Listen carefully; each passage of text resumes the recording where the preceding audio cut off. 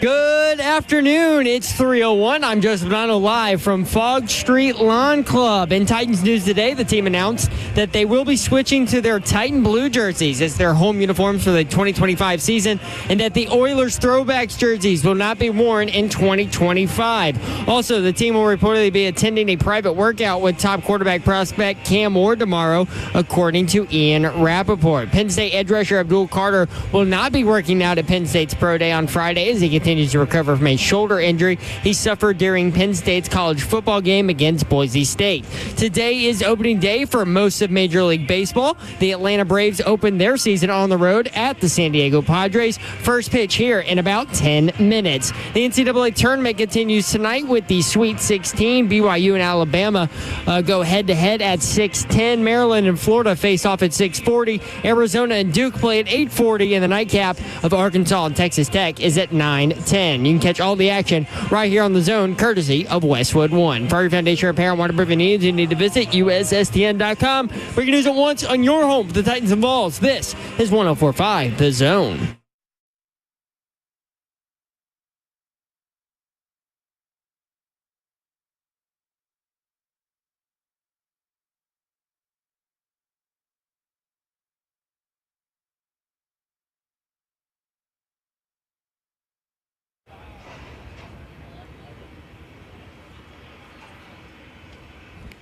Yo, welcome in 3HL 104.5 The Zone. What a beautiful day in the Music City. Brent Doherty with you, and we're having fun outside today.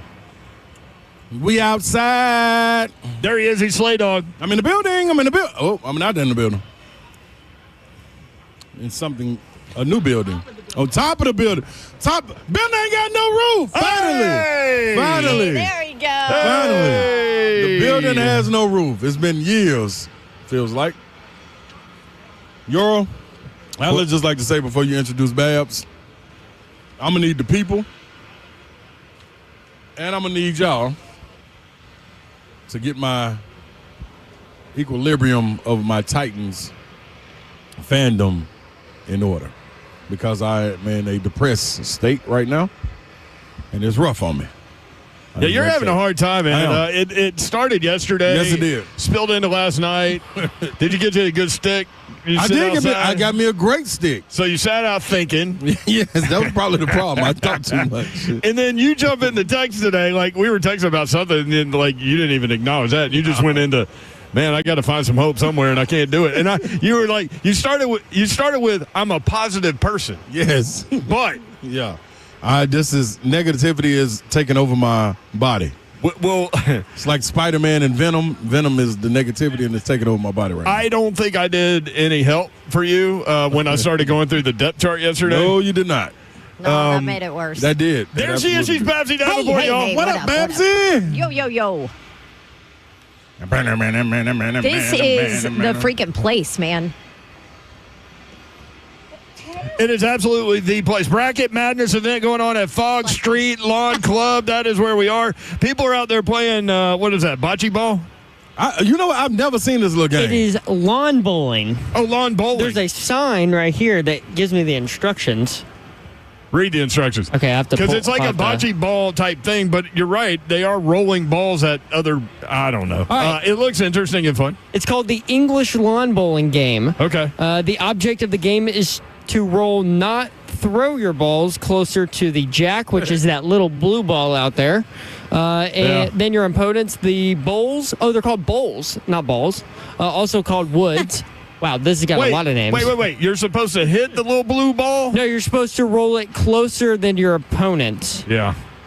Don't hit the little blue ball. It might hurt. So this is really... So it's kind of like croquet? No, what's the little... No, the Olympic game? Cricket.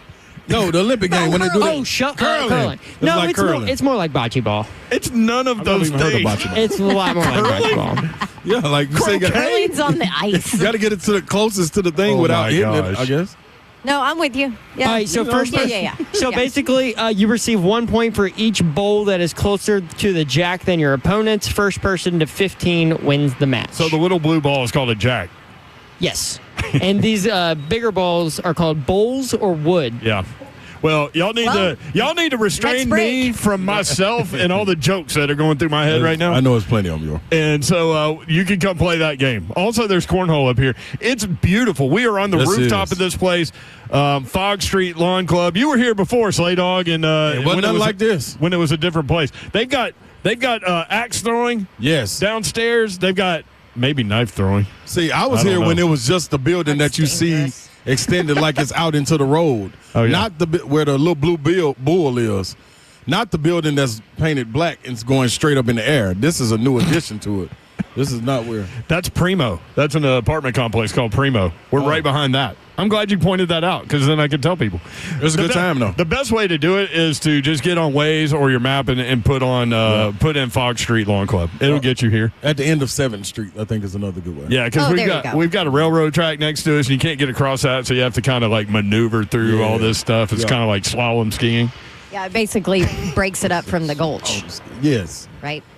Yeah, and when Slay and I got here, they unloaded one of those party buses. Oh, they downstairs now. My man that's driving the party bus. Are all downstairs? Yep, it's at least, I would say, 27 to 30 of them. 27. My guy said, yeah, I'm like this every day, Bubba. I said, well, that's what's up. That's what he said to you? Yeah. Just out of nowhere? No, I said you got a trailer full. Oh, yeah, they just drop them off right at the front door. He said, every day, Bubba. Okay. Well, all right. Bubba. Wow. I guess there's some kind of contract involved in that stuff. Like, no, you got to be. You need at least 4 of them a day. 4 of them a day, you got something good going. You got to think they got like 3 of them because we passed another one going by. What a racket those little woo girl haulers are. Oh, they having a ball. But I mean, like, they get paid by establishments to drop them all off at places. Yeah, I'm working with the establishment. I'm the establishment. I'm kicking something back. It is Sweet 16 Thursday. Again, we'll be here until 6 o'clock. We would love to see you out here. You can join us at Fogg Street Lawn Club today until 6 o'clock. The Ultimate College Basketball Watch Party featuring a live broadcast from us, 3HL. 95.5 is here. 103.3 is here. 92Q is here. And we're all broadcasting live next to each other. So really cool event, kind of like what we did at Kings Bowl last week. Purchase a $10 buffet ticket to get unlimited appetizers and a drink ticket while you enjoy the festivities out here. And you can learn how to, roll these bowls or balls or whatever they are. Yeah, I don't know. For more information, visit 1045thezone.com, not King Kong. Opening day for Major League Baseball. You guys pumped up? Go Braves. Yay. On any day but today, yeah. Like, why could they? Y'all, so many people in professional sports are interfering with what we got going on in college. Let the little basketball teams have a day. This is Sweet 16 You're saying day. that baseball should have started, like, next week. Or earlier. Or 2 weeks. Yeah, earlier. They could start earlier in the week. Don't put the not opening day. That's what I'm saying. On Sweet 16 Thursday. Listen, it's 82 games? How many games it is? 162. Oh, yeah, well, there you go. That's the same area. Like, you get all them games. You know what you did? You went baseball and NBA. You put it all together. 182. That's right. Yes. So, why would you do opening day today? Like, we're not going to worry about all the 172 games that they got, but the opening day is the one that makes the most sense. You still didn't get it right. It's close to it. Nope. I was say they disrespecting basketball, so I'm going to disrespect them. See, the Braves decided to play in the afternoon so they don't interrupt the it'll basketball. be over with. Yeah. Right. Okay, Yeah. good. Good job, Braves. At least some team gets it. How many teams is it? 31? There are 2. 30 teams, and That way it can't be 500. 28 of them are playing today. 31. 2 of them have already started. They they? played in Tokyo last week. I should have bet on That was the Dodgers. Dodgers and Cubs. Cubs are now 0-2 to start the season. I have just decided that we need like a 5-minute Major League Baseball update every day with Ron Slay. I got it. I'm Slay's take on the MLB. Every day. I love that I like idea. that. That's a great idea. You think that's a good idea? I do too. It would be Let's like do a Babs take on the NBA. Very, very similar knowledge there. Braves at Padres 3:10 p.m. Mets at Astros 3:10 p.m. Cubs at Diamondbacks 9:10 p.m. tonight. I'm going to have 3 TVs going tonight. 2 Get it, basketball Mayor. games Hey, and the Cubs. What's going on? did you not notice my iconic I shirt? saw your shirt. Okay, you want to know something weird? Wow. My bad. I got no, because listen, Just take Slay outside. He goes crazy. Dude, because I saw. What are you doing? Showing the Spreading back her of my wings, shirt. her wings, man. You're backhanded smacking And me. you got with your- Duke earrings on too, don't you? Yes. I saw that and I was like, I wonder what Babsy got on her shirt. But I was like, that's like my little sister. No, little sister, yeah. I don't want to be staring at her chest. Yeah. So I was like, I looked at it and was like, okay, all right, I'll just wait till we get somewhere. Look at I that. still love Leitner. I still love Leitner. So you own. Let's go, Duke. So you're for But us you're on our side. Friday. There you go. That's what where I was you were getting going. to. We Bingo. just did a high five. We've never done a high five. So weird. Ever. That I'm was okay weird. with that. You Yeah. like it? Yeah. Okay, thank Yeah. you, Babs. You're with us on Friday? Yeah. Because we with y'all. Yeah. Are we? Y'all Are really, you really? Yeah. You know I'm absolutely. Yeah. I know you are. Yeah. Yeah. I'm going to bet him. It's your home. Okay. 9.5. Is Duke. it that big? Yeah. Duke is rolling. It's a lot of fun. Rolling. So Sweet 16 Auburn's, Thursday. I think, is 9.5 too.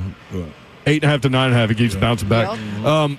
It is Sweet 16 Thursday, so we've got games to talk about. 6 seed BYU, who's 11-1 in their last 12.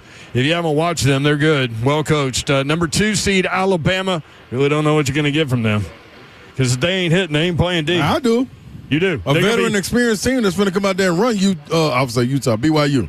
I mean, they're Same in Utah. deal, same Yeah. thing. Yeah. It's not the same thing. I mean, they got the same colors as Utah State. Close. The Aggies or the Bulldogs? I forget. They might be the Bulldogs. Well, whoever they are, they're out of the tournament. Anyway, Alabama down to a 4.5-point favorite in that game. So money coming in on BYU. Maryland, a 4 seed against 1 seed Florida. Florida by 6.5. 4 seed Arizona against 1 seed Duke. Let's go, Duke.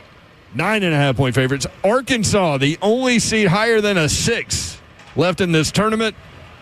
A 10 seed Arkansas Hogs team playing 3 seed Texas Tech. Texas Tech by 5. We will talk about all those games. Also, the Titans. Where do you find hope with the Titans? That's the question that came out of Slay's messages. Because I was like, Slay has no hope. I need help from the listeners. I was trying to give you some When? Not yesterday. in the text today. No, there was no hope. Yeah, you didn't do a very No, good there job, wasn't no Mayor. hope. I did a good job for me. Yeah, but it's to help me. You cool. You're in a good spot. I tried to give you some yesterday and you wouldn't take it. That wasn't. I don't that think you wasn't, wanted. Cam Ward. That's not enough hope. Ow. It's a Cause- franchise quarterback. That's just the frame of a car. Hopefully. That should be enough hope for you. No, that's an You're engine just of this getting car. greedy. If it was enough people involved in the team that Campbell was going to play with, I think that's yes. right. I think it's an engine. It's the engine. He's the engine. Yeah. No, yeah, he's an alternator. you Right need now- doors, you need side view mirrors, Yeah, it's like my You ain't truck. got no seats. No, it's like you my need truck. seats. What's like You got after I took out the mailbox, like they had to take it apart to fix it. So Yeah. Cam is like the panel the new Okay. panel that they put in. But then Pretty they amazing. had to paint it, they had to shine it up, Yeah, they I had need to to- do all that. That still need a is lot of going to that. have to happen, and it's going to take a year. What they really need is some At steering least. wheels because right now they're just going. Yeah, but what I'm No, scared man. Not is in any direction, No, just they going. They while need- it's sitting there, somebody's going to walk up and steal the tires off of it, which Put it is on Big blocks. Jeff. Put it on blocks. Yeah. Yeah. You better stop talking like that. I'm They telling need- y'all, man. they need all the I got a bad fluids, too. feeling about this. They need, all the fluids. A bad feeling about Big Jeff. Okay. We have plenty of time to talk about it. We've got 3 hours out here. We're outside, man. It's going to be fun. We're wearing sunglasses. Yeah, I got transition lenses. So I got both. They're kind of halfway right now. Yeah. That's a perfect spot. Yeah. Everything's weird. blowing away up here. Look at the promotional team is losing their mind right now. They can't keep nothing down. This is good. Yeah. By the way, we've got all these stations here with it. Like, this is going to be a big party. Come Yes. hang out. Come Yes. hang out. They have a bar. I It mean, is so nice 50 out. feet from us. And, we're going to have a great time. Coming up, guest-wise, Greg Cosell, NFL Films at 4:20. Going to break down wide receivers. Thinking about that second-round pick. Big Savagery, Ramon Foster at 5:20. We'll talk with him. All that coming up. Stay tuned. 3HL 104.5 The Zone.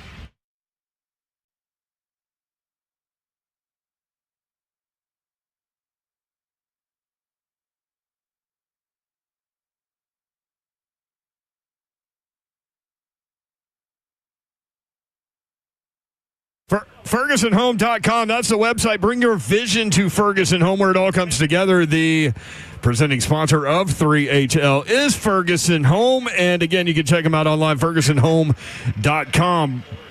401 South Mount Juliet Road. That's the new location in Mount Juliet. Check them out there. Also in Nashville, Powell Avenue, in Murfreesboro at New Salem Road, West Dunbar Cave Road, in Clarksville, Lovers Lane, Bowling Green. Hinkley Lighting, inspiring radiance in 2025 with exceptional lighting and ceiling fan products that are superior in design and quality. For those contractors out there, interior designers, multiple project managers, discover a new way to shop at Ferguson Home. Stop into the showroom, any of the showrooms, and see and feel what you are looking for before installing. Ferguson Home has the largest selection of products and the top brands to help you finish with a finished product that your client will love. Again, bring your vision to Ferguson Home, where it all comes together. FergusonHome.com. Hey, what's happening, man? Listen, it is a lot of construction going on around the city. And when there's construction going on like this, a lot of people start to not notice things because they get comfortable with where they are. And I'm talking about the big trucks out there. Yeah, us little small cars and little small SUVs and things like that going around, and these bulldozers pulling out, the big dump trucks pulling out, the rigs pulling out from dropping stuff off, and boom, you get hit by 80,000-pound truck. Collides with a regular car like yours. And that ain't a fair fight, y'all. What else is not fair? You know what? You versus the insurance companies. You better believe trucking companies have teams of lawyers working to pay you as little as possible. That's where Bart Durham Injury Law comes in. Blair Durham and his team know how to take on the trucking companies and fight for the compensation you deserve. They've been standing up for your people, our people in the community for decades. So call them, 615-242-9000. Bart Durham Injury Law, protecting the injured, fighting for what's right because you deserve to be paid.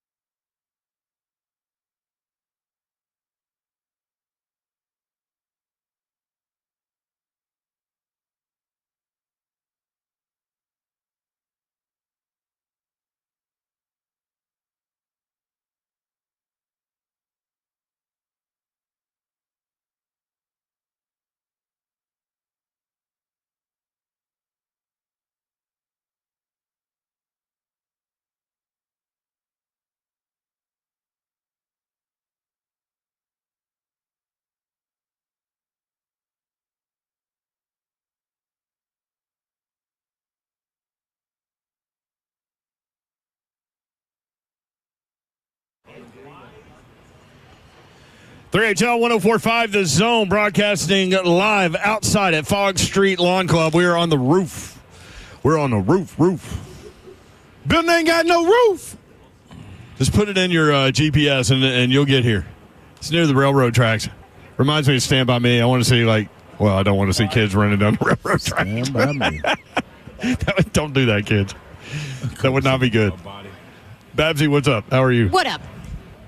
You feel good about Duke tonight? Duke. I do. I feel very good about it. You should. It's a late tip. Late tip. Where? Yeah, What, 8:39 p.m. on CBS. where they at? They in Where are they? I have it written down Let me somewhere look. else Yeah. in my book. In my book. Yeah, the late games are Arizona and Duke, and then Arkansas and Texas Tech. I'm looking forward to both of those. The early games, too. BYU, Alabama, Maryland, Florida. You think Alabama's going to come out hot? No, I think Alabama's gonna come out like them.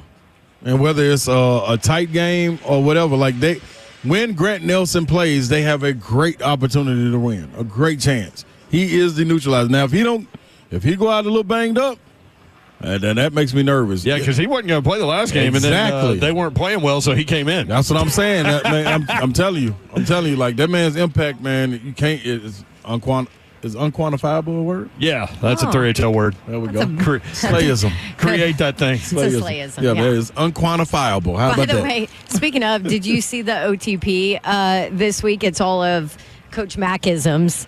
And it's Coach Mac explaining all of his Mac-isms that have to do with the draft. So it's we talk about the motorcycle bend on some of these players. It's was really anchor, good. Yeah. which, we actually had that conversation because we talked about the Lucas edge. Panzica butted Backer butt. linebackers. Yep. Backer butt. So anyway, I thought that was funny. It's all the Mac-isms for you. I love it. So here are the locations. So Alabama and BYU, Duke and Arizona are both playing in Newark, New Jersey. I don't know why anyone would want to go to Newark unless you're in the Sopranos or you happen to land there. I didn't even know they still Unless had you want to an see arena there. Duke play. Yeah, but why are they playing in There Newark, are a lot New of. Jersey? I mean, there's East not a Coast. lot of Duke alums, period, because it's such a small school. Like we talk about it with Vandy as Yeah. far as the fan base, Yeah. But a lot of the alums are in Up that there. part of the Yep. country. Right, yeah. but go play in Brooklyn or something. Why Newark? That would make sense. So Like, I when guess you they still have an land- arena though. I guess. I I'm don't saying, know. but an NBA team. I know it's a dumb question. They do have an arena. They're playing at it, but Yeah. They're not playing outdoors. yeah, when New Jersey left and went to Brooklyn, though, Ooh. that's what I'm saying. They should play the Rucker. No. Too much money out there on them knees, to be out there on concrete. No I was concrete. the number one pick out there. The other two games, Florida, Maryland, and Arkansas, Texas Tech, are in San Francisco. That's That's some travel. yes, it is. That's a haul right there. Wow. Tomorrow's game, Texas fans, Yes. Texas Tech fans. Woof. Florida. That's, Yeah. Florida. golly. Florida, yeah. That's the contiguous right there. That's tough. Flyover states. There's a song about that. Friday in Atlanta, Ole Miss, Michigan State, Auburn, Michigan. Home court. Home court. Auburn Tigers. Home. Man, who was I As explaining it should to? be. They're the top No, overall absolutely. seed. Overall seed. No question. No I do question. love about it. that both of Babs' teams, one plays on Thursday, one plays on Friday. It's I do, perfect. I It's do a hell like of a that for weekend her. for Babs. Yeah. And then one will play on Saturday and one will play on Sunday. All with the You intermission guys of a know I dance have recital. Yes. I have a dance competition this Oh, weekend. my Lord. I forgot about this that. This I mean, is what are But you it's early, though, right? freaking kidding me? this It is is what I'm early, here but it's for. still like the process of all of it. I mean, hopefully I'll be done by the time they tip off. Yeah, but this isn't a dance. What is a dance? It's not a recital. It's not It's a recitals. competition. Competition. So, competitions, it ain't no just, all right, come on, let's go in, go do your part, and let's And get then on we're out of done. here. No. No. That's No. a whole. No, this thing, it's like a cult. Yeah. There you go. It's what I'm nuts. talking about. That's what I'm talking I mean, about. I told you guys, Listen, I drank just a fill glass it. of wine at 10 a.m. at the last dance competition. 10 This is a.m. what I'm talking about. This is what I'm here for. Hey, You know what? I should do an entire video You should. You should have a vlog. documentary Yes. of this, what is inevitably Dance a Shiano moms. show. my buddy JR said, you can't drink all day if you don't start early. That's right. Well, she's going to do it. I mean, if you're going through 4-year-old dance New competitions. Dance Moms. That should be the name. The I trend. mean, was that Saturday these Night other Live moms sketch? have been there for like 2 and 3 years. They know what you to do. They know. They Yeah. get it. I'm like, oh. Yeah, they've had their Yetis rolling for a while. what was that Saturday Night Live sketch? Josh, get in my Yeti. Yes. This is it. Sports That's gonna be mom me. to the dance mom. Here we go. Boy, you're going to have a hell of a weekend between dance and basketball. I am going to be checking in. I can't wait. I can't wait to see the roll. My mom is coming in too. You know, Oh, she's this is like even better. Yes, Bob. die-hard Duke fan. I mean, like can't keep her mouth shut. Like the game tonight is kind of later, Yeah. so we were discussing where my mom and I were going to watch the game, Right. Because she's so loud. I mean, and I'm like, okay, the kids are going to be asleep. Maybe we keep her downstairs because it's so late. They'll already be in bed. Keep her downstairs. You know, and then we can put their noise she's a- machines on up there. Like she's a troll or something. Yeah. Keep her downstairs. Duke troll. I love it. I mean, one questionable call and the whole It's house on. is going to explode. Oh, that's going to happen. Yeah. I mean, have you You know seen that's officiating happening. lately? Yeah. Good Lord. Right. Oh, bless their hearts. Bless their hearts. All right, so Atlanta tomorrow, Ole Miss, Michigan State, Auburn, Michigan. In Indianapolis, Tennessee, Kentucky. That's at 6:39 p.m. Slay will be there. Followed I by- will. You are tomorrow? Maybe. What do you mean, maybe? I got a little concert I got to host. Uh-oh. Yeah.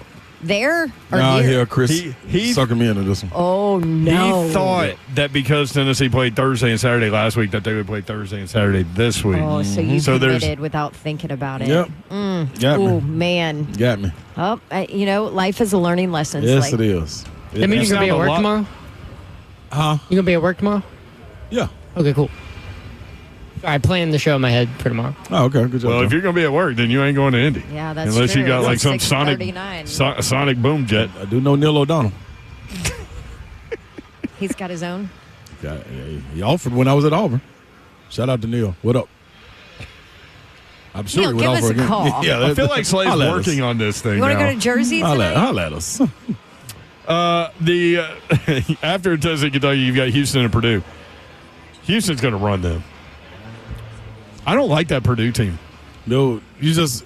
What's the line on that one?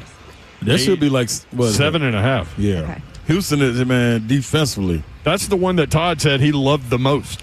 That's Is the difference. Houston the team that nobody's talking about enough?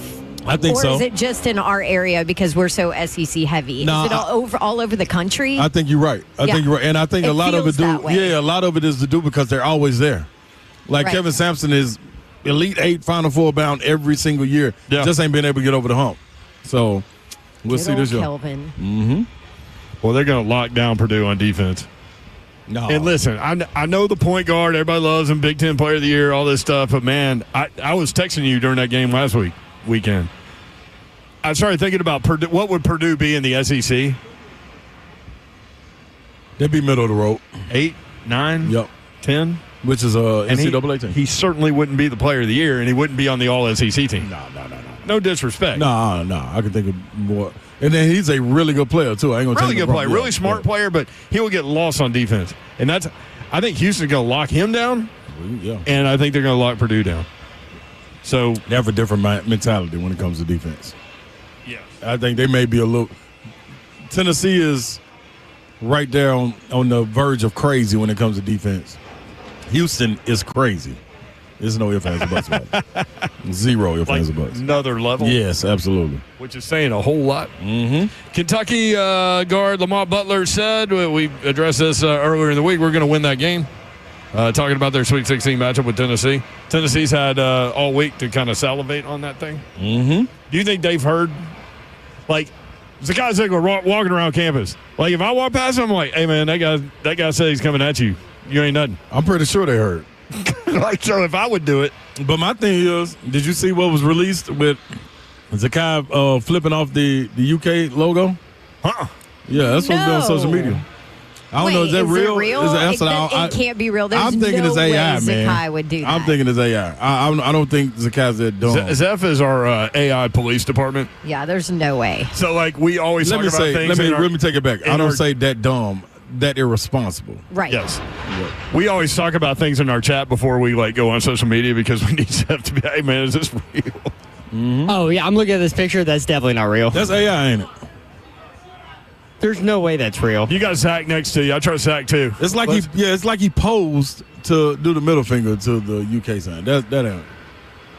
Look, Zach's the Zach's like, anti-ball. That's the Zach, anti-ball that with is you, Zach. definitely the Bama coming out right I there. don't. Here's my thing. I feel like he's classier than that, right? Yeah, that's what I'm saying. Yeah. A senior, like, nah, Yeah. this is. Now, if we're talking about a freshman or something, I'll be like, yeah, he got a little way around it. although, Give Zach a microphone. Give Zach a microphone. People get a little funky in rivalries. Absolutely. Turn it on. Absolutely. This is the biggest game that these two schools multiple will ever microphones. have played. Okay, so we got the fingers all look normal. So that's the first sign it's not AI. The fingers The all look second normal. sign is that there is actually a shadow behind him up against that glass, and so you can see the reflection in the shadow. Again, AI has a real hard time doing that. It's perfect. So I believe it's real. No. He's got a little baby hand right there. That's like a little baby Look at hand. the eyes, too. So the eyes are normal. Now, could it be Photoshopped? It could be Photoshopped. I'm going to send it to you, That'd be Babs. pretty tough Photoshop. I'm Send sending it to to our me. group. I'm You sending it to our guys group. remember when the whole Princess Kate Yeah. photo thing went down? I feel like I learned so much about Yeah. photoshopping and editing. There's always because I little was trying tells to you can figure see. It out. Yeah, like the Yeah. wrinkles in their clothes. Yep. See, that's nuts to me. That would be really hard to do. At least now, here's the thing: it could be Photoshop. So you could be flicking something else off, and then they put it on that. Yeah. But to get the flicking off part, flipping the bird, that's really hard for AI to do. I could see him actually in that kind of motion playing basketball, like playing defense, and your hand ends up in that position. Send it to me. I'll say I did. this: I said, we had Reese Van Haften on, and he on said Instagram. that was he brought that up. He brought that picture up. The Yeah, what'd he say? sports director. He didn't say it wasn't real. He never even intimated that it could have been AI. Yeah, see, there's too many questions around it. Oh for no, me. no, that You see pose that? is totally like. Yeah, like why would you looks go too back weird. and you It pose looks and too like, weird to me. Yeah, like no. oh, I put it up there. You are on camera. I See, forgot about- yeah. Now somebody has Yeah. a screenshot of you. You're I next. know. Now they're Yeah. going to put you flicking off the Kentucky logo. And you know what? It came out supposedly yesterday, so I think that was to get back to what Lamar Butler said, and it was all the traction that it was getting. But Right. Yeah, some Kentucky person put that out there. Yeah. That's got to be, right? that's all right. I don't I believe it. hate AI. Well, Kentucky. the media people with Kentucky were showing the players Yeah, the picture and getting their responses on Well, it. of course that's what they they're supposed to are. do, though. You want to hear what one of the responses were? Yes. This is from Amari Williams. It's cute when a team that hasn't beaten us in who knows how long tries something like that. We don't really care. They can do whatever they want. Oh my gosh, he just jinxed himself. You don't ever say that. Oh, it's cute when a team that hasn't beat us. I like oh, it. you just screwed I yourself. like it. I like it. Lean it. Don't tempt the. And see, that's what I'm saying. That like these guys are more savvy than that. I think. Like, do you know what the conversation would be like if that got out and he had to go back to the locker room with Rick? Out of all Like the this- players, too, like I don't think there's any ways a guy Ziegler Come does on, it. dog. There's I no way. ain't biting on that one. That's a good one, I call though. BS. I'm with you. That's a good one, but I ain't biting. Kentucky won game one at Knoxville 78-73. Cat shot 12 of 24 from three. Tennessee 11 of 45. Kentucky won game two in Lexington 75-64. Cat shot 12 of 24 from three. They're consistent. Tennessee was 3 of 18. Here's another thing, though, that we haven't talked about. Chaz Lanier, pretty ineffective in both games. That dude is playing at a different level right now, man. Game one, 15 points. He was 5 of 14 from the floor, 3 of 10 from three. Game two, 10 points, 3 of 13 from the floor, 0 of 7 from three. So he was 8 of 27 in the two matchups, which is 29.6%, and 3 for 17 from three-point range, 17.6%. Yeah, I'm. Darn, my bad. I forget I had. Let me clear my throat. I was looking for the tweet that I put out when this game took place back in February, because I felt that's when Chaz Lanier changed. I felt like that's when the coaches pulled them aside also to let them know, like, hey, man, we don't need you to just be a dead-eye three-point shooter. We need you to be a scorer. So they started to put him in different Those little elbow mid-range jumpers. situations, Yep. and they're making him understand, hey, man, get to your spot. If the three's not there, do not give up on the play and just pass it back to Zakai and try to run off a screen again. Curl it, knowing where your guy is, be able to read the defense. So I thought a lot of film study led into that. And those guys knowing who he is and where he is, and he got more physical. So I believe this is a different Tennessee team. No ifs, ands, or buts about it. And I believe this is a different Kentucky team as well. But also a different Kentucky team as in Jackson Robinson isn't there. which I think is big because he was torching Tennessee. So Jackson Robinson in game 1, 17 points, 4 rebounds. Yeah, and he is not there. And it wasn't 30, but it was the time of the buckets. You know what I'm saying? That was huge. First time Tennessee and Kentucky have ever met in the NCAA tournament. The last time Kentucky went 3-0 against Tennessee in a season was in 2005. So this is what I put out. This was January 28th. That's going to be the blueprint moving forward until further notice. And this is after Mark Pope's press conference after the game.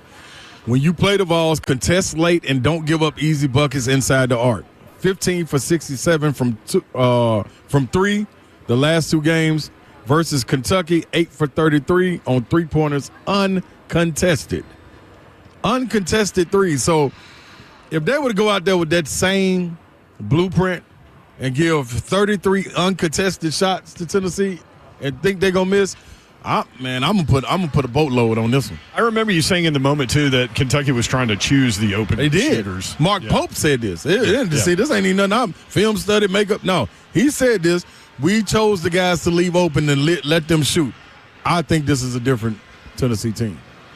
Jordan Gainey, very different. Chaz Lanier, very different. Yep. So it'll Felix Akbar is very different. It'll be interesting to see if kind of what Todd Furman was talking about yesterday, like, does Kentucky change what they were doing against Tennessee? Because it worked. Does Tennessee change what they were doing against Kentucky? Because the matchups weren't great. Right. Although it wasn't a blowout. The plays just wasn't made. You know what I'm saying? Like it was a lot of silly turnovers, you know what I mean, for Tennessee when they were closing the gap. So, and Kentucky, I expect them to be locked in differently, but there's always that human element and human nature to exhale when you have defeated a team like that. It's the same thing I said about Auburn going down the stretch of the season. Once they wrapped up the regular season, it was an exhale, and that's okay. But you were playing against an elite team. You were playing against South Carolina or somebody like that. 615-737-1045 if you want in. We mentioned yesterday our friend Jim Nance announcing that he will not do the Master. His last Masters will be 2036, which is already weird to not watch him and hear him do NCAA tournament games. Can you imagine watching the Masters without Jim Nance? No. Hello, friends. Okay, but that's like 12 years away. Yeah, I know, but I'm already upset about it. Okay. I'm upset about it. Okay. Who are they going to put in there? And does that guy do the hello, friends? No, absolutely. He can't. Remember when he came on with it? He called line 3. He came on with us, and he told Slay that he heard Slay do it. I didn't believe that was him. He heard you do. I thought that was somebody joking around, and it wasn't. It was a real thing. And he was like, Slay, that's my line, basically. Yeah, I apologize for that too, Jim. You did apologize. Yeah. There's another broadcaster stepping down. We'll tell you about that and who the replacement is in the world of college football next. 3HL broadcasting live again from Fogg Street Lawn Club, and Kirby was out there throwing the little ball around. What was the name of that game again that they're doing out there, Zeph? The Kirbinators. No, it's English lawn bowling. English lawn bowling, yes. So, great day, beautiful day, perfect day to have some outside beer if you want to do that, or drinks, kind of a margarita type day too. But we're on the roof. Come see us. Just plug in Fogg Street Lawn Club into your GPS, and we will be here till 6 o'clock. You can stay later and watch basketball here too. 3HL 104.5 The Zone.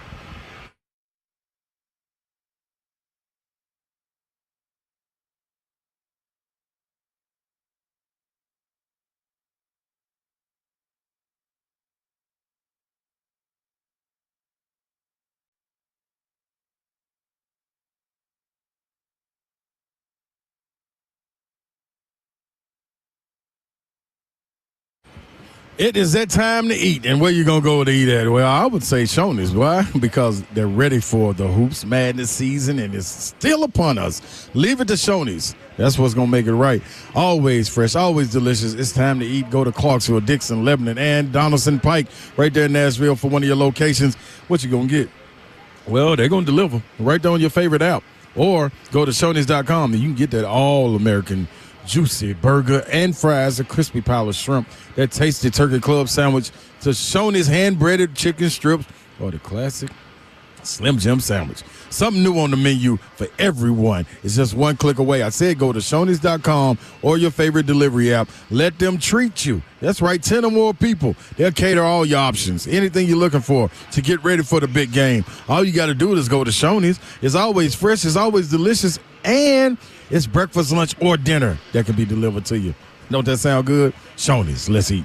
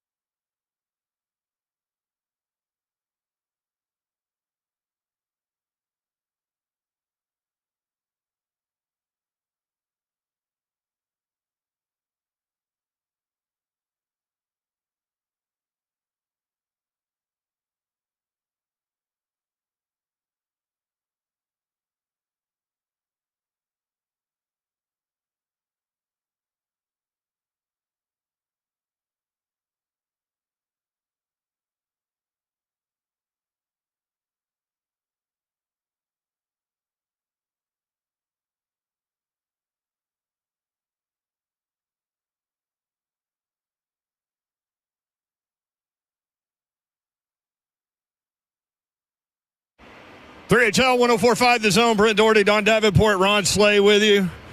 English bowling. Is that what we're doing? English lawn bowling? Yeah, that's the name. What do you think about it? Dumb game. Why is it dumb? Because you can't do it? No, because it got the little grooves in it that make it wibble and wobble. No, I think Wobble, he's just. wobble, wobble, wobble. He said it's dumb because he sucks at it. Yeah, he's saying that because he lost me. He said that pretty about much. college football 25 too. That's pretty much it. Remember that? Well, the balls that you're Look at rolling. Zeph. Number one, Zeph is You don't bowl them like you barely roll them. Now, if you barely roll them, I promise it's not going to make it, though. Yeah, but if I really roll them, it's like going to go off the roof and down, under railroad track. Maybe best to do that. Down on my car. My car's on that side. Is it? Right over there. See that game on the far end, cornhole? Now that's more my speed. Yeah. That's my area right there. Yeah. Hey, Babs, there's your car, your truck. I mean, what's another dent on that thing? Shut it. These balls also have, what do you call it, grooves like a baseball. They have seams. Seems. Yeah. So, yeah, the seams make it weeble wobble. Yeah, well, not if you throw it right. Every time Babs, It's it's like not the no same throwing as it a right. curveball. No, I'm telling. First Same of all, as a football. I know. As long as you throw it right, it's going to go straight. I was catching, not throwing. Fogg Street Zeph's Lawn didn't Club. even wobble. Zeph don't even know what he's doing. Zeph is close. Every time y'all say wobble, Zeph, what are you doing? There's no blue ball down here. I mean, Every time y'all say wobble, I immediately think of viral wedding videos. Oh, do the yeah, wobble. yeah.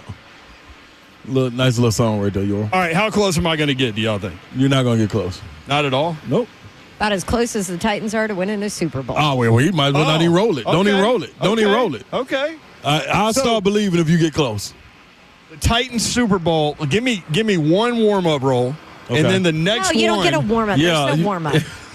There's no warm-up in Listen, people get fired over one warm-ups, ball. Yor. the Titans get training camp. Man, Rand got fired for warming up. I get warm He up. just thought the stove was hot. He started to cook. My second roll will indicate what kind of season the Titans are going to have. My second roll. All right. So here's the first one.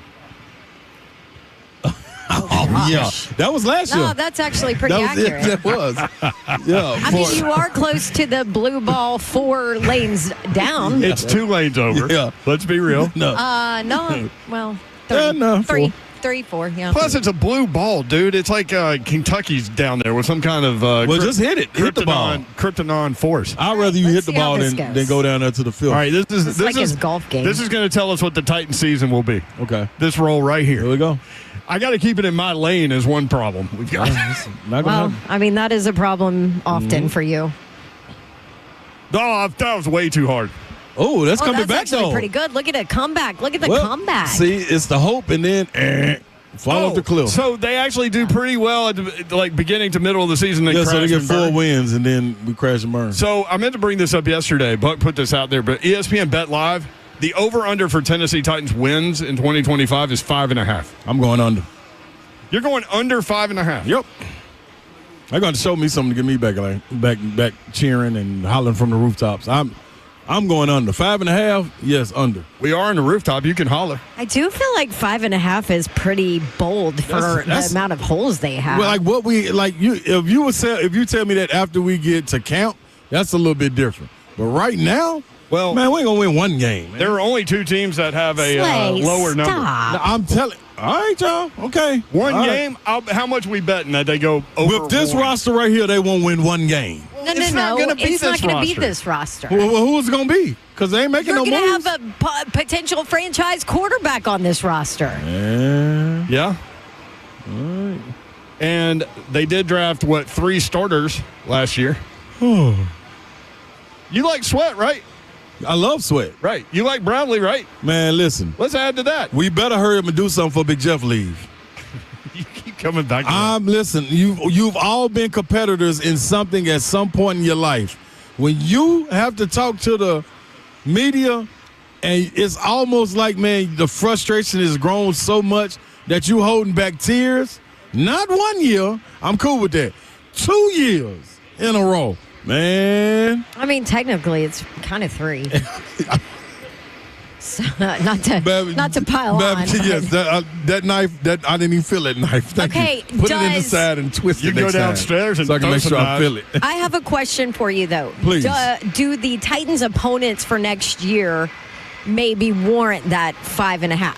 They've got Chiefs, Chargers, Rams, Seahawks, Patriots, Saints, Texans, Colts, Jags, Broncos, Raiders, Cardinals, Niners. we can win that one. Cleveland Browns.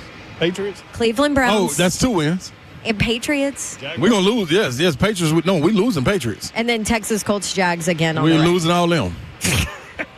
We got two wins, Cleveland and Arizona. Them are the 2 wins. Damn, you were with just this roster right here. diving head first off the cliff. Show me why I should believe. With this roster, they not making no moves before the draft. Okay. All right. The offensive line's better. Y'all remember okay, listen, well, y'all threw my hope out. Let me tell y'all, and then I'm going to let y'all go and tell me how crazy I am. Okay. My hope went out the window when 4 weeks ago, I kept saying, man, so it's quiet out here. Ain't nobody making no moves, man. What the Titans doing? Seeing all these free agents making acquisitions happening. Houston making something happen. Patriots about making something happen. Everybody making something happen except us. And y'all told me, hey, be cool. They said what they were going to do. They were going to build through the draft. All right, cool. After the number 1 pick, who else is we building with? Well, you have a second-round pick where you can address, I hope, wide receiver, maybe an edge guy. Zach, edge position, pretty deep in this draft. See? Zach nodding his head, yes. But does that mean they're going to come in and play? Zach, those are crapshoots. Zach, edge rusher. Listen, I'm not as down on the team as Slay is. But first Slay's off, I'm out of here. let me say something. You exerted too much energy and positivity over Traylon Burks. See, that was your issue. No, but that was still no. But guess what? You know what? There's your positive. Burks is still on this roster. He's still on the team. Y'all done talked me out of that one. Y'all done talked me out of me and Burks counting money. We counting free money that we got. Hey, listen, I'm pretty sure we talk you out of it? he talked you out of that one. Okay, Pretty so sure he they took care need of this is all they need, Slay. Okay. They need a franchise quarterback. They need outside wide receiver, a slot wide receiver, 2 edge rushers, another 5th cornerback, a safety. That's all they need. How many picks do they have? 6? They need a functional linebacker, I would say, opposite of Cody Barton. And you got to go get one more lineman that you can plug and play. Yeah. At least. I mean, they probably view Jalen Duncan as that guy, if that makes you feel any better. Oh, that makes me feel great. Like I want to fly off the roof. That's all they need. Here are their starters on defense: Sebastian Joseph Day, Tavondre Sweat, Jeffrey Simmons. As of right now, that D line is cool. Man, that's fine. I'm cool with that. What do you think about Draymond Jones from Seattle at outside linebacker? I think he's more of a defensive end than he is an outside. He doesn't solve your edge problem. But that's okay. He solves your run game problem, which was pretty big last year. Yep. Okay, so that means Arden Key gets more of a role. Yeah, I mean that's why you need 2 edge rushers. Yes. Draymond Jones did not solve anything. Lorenzo Carter did not solve anything. You got a bunch of rotational guys at edge. That's all I'm saying. Unless Jalen Harrell turns into something. And he has the potential. He does. Yeah. Now, listen, you need those rotational guys, though, when you're building out a roster. Yes. So maybe they're just going to keep swapping out edge guys, hoping that each one of them get a sack. Maybe that's what it is. No. That sounds like something I would say.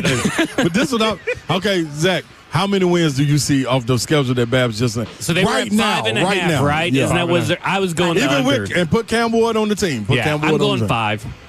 Like, it's tough. The NFC West and the AFC West, that is tough. Now, listen, the Texans got worse. Yes. Everybody else kind of stayed the same. So, like, maybe you get 3 wins out of your division, but, man, it's really hard to find other wins elsewhere on the schedule. We stole one last Cleveland. That's why that's why I also think these are way too early, because you haven't even had the draft yet. I don't know if there's enough that can make me change it, but we need to break. Let me finish the starters on defense. So, linebacker, Draymond Jones, Cody Barton, Arden Key, Otis Reese. So you definitely need help there. Jalen Harrell backup.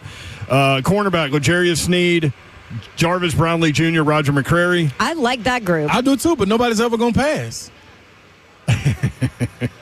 Because they don't have to. Safeties, Amani Hooker, and Xavier Woods. That's your defense. Man, listen. We'll do the offense when we come back. Here go my downfall again. After you lift me up, you let me down again. Offensive line's better. Calvin Ridley, get a wide receiver in the second round. Your running backs are good. If y'all get on board with Traylon Burks, I'll hop back on board. Oh, stop. That's your deal. I'm over him. Burks. What, 4 receptions? Ugh. 615-737-1045. More from... Thank you, Pistol Grip. That's all I've been saying in our chat the whole time, our group chat. We just the trash basket. I've been saying that since this morning. I can't even count how many trash basket emojis we've seen today. It was almost 50. It was your answer to everything. Every single answer. I tried to give hope. Nope. Nope to the hope. Nope. None given, none taken. All right, more from Fox Street Lawn Club. We'll be back momentarily. 3HL 1045 The Zone.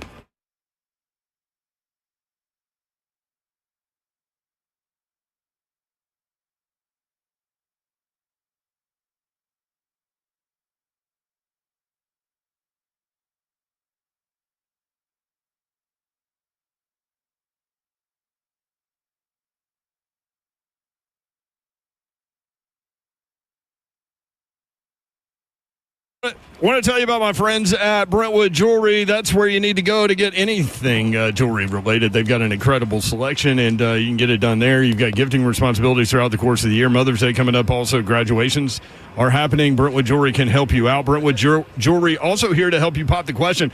Let them help you take the stress out of selecting the perfect engagement ring. They can help you find a beautiful ring in your ideal budget. Browse their incredible selection of one-of-a-kind rings or talk with their custom design specialists to create a stunning ring as remarkable as your loved one. If you haven't already heard, Nashville's premier timepiece dealer is Brentwood Jewelry. Not only do they have the best selection of watches, but they're also the go-to spot for pre-owned Rolexes, both vintage and current models. You can own a pre-owned Rolex for a fraction of the cost, and every watch has been meticulously serviced to ensure the highest level of performance and is presented with a 2-year warranty. Head on into Brentwood Jewelry for any of your jewelry needs and meet the Amamali family. They are phenomenal people. You're going to love them. 7012 Church Street in the heart of Brentwood, just off Franklin Road. Exceptional style, exceptional deals every day for more than 50 years. Visit BrentwoodJewelry.com. What's happening now? You know, I just told you earlier about the big truck and how that accident can happen. But with Bart Durham Injury Law, you will be prepared for anything and everything. Your car's pulling out the driveway and somebody's flying through the residential area. You're looking both ways. Okay, all of a sudden you're good. You're pulling on out, you're backing out, ready to go to work. Boom! Car hit. Things can change in an instant for you. A car wreck can throw everything off. Your job, your bills, your peace of mind. That's when you need the good friends over at Bart Durham Injury Law. That's right. Blair Durham and his team, they've been fighting for folks in Tennessee for years, making sure insurance companies pay up. That's right. No upfront costs, no waiting around, just real people making sure you get what you deserve. So if you've been injured, don't wait. Call BDIL, that's Bart Durham Injury Law, at 615-242-9000. Store this number in. 615-242-9000. They're here 24/7 and ready to fight for you.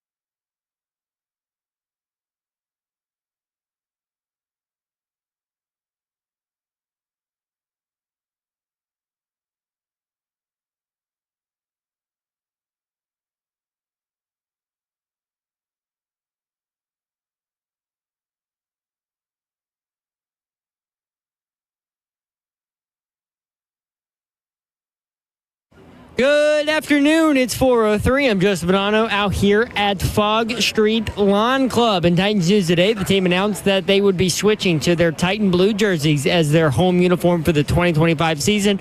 That also means that they're getting rid of the Oilers throwbacks in 2025. Also, the team will reportedly be attending a private workout with top quarterback prospect Cam Ward tomorrow, according to Ian Rappaport. Penn State edge rusher Abdul Carter will not be working out at Penn State's Pro Day on Friday as he continues to recover from a shoulder injury he suffered during Penn State's college football game against Boise State. Today is opening day for most of Major League Baseball. The Atlanta Braves currently opening their season on the road against the San Diego Padres. Braves trail 2-1 in the top of the third inning. The NCAA tournament continues tonight with the Sweet 16. BYU, Alabama head-to-head at 6:10. Maryland and Florida face off at 6:40. Arizona and Duke play at 8:40. The nightcap of Arkansas and Texas Tech at 9:10. You can catch all the action right here on the Zone, courtesy of Westwood One. For your foundation repair, whatever needs, you need to visit USSTN.com. Breaking news at once on your home for the Titans and Balls. This is 104.5 The Zone.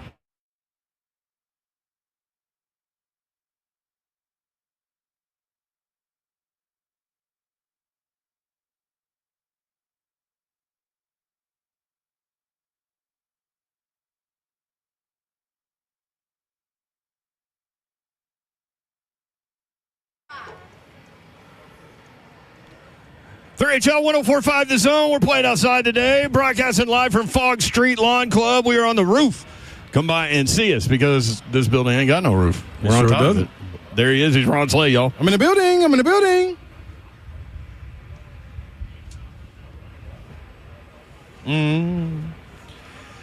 Slay Dog does not see hope at this point with regard to the current Titan situation. They would have to show me hope. That's where we are. We're going to go through the offensive starters here in a second if they had to play today.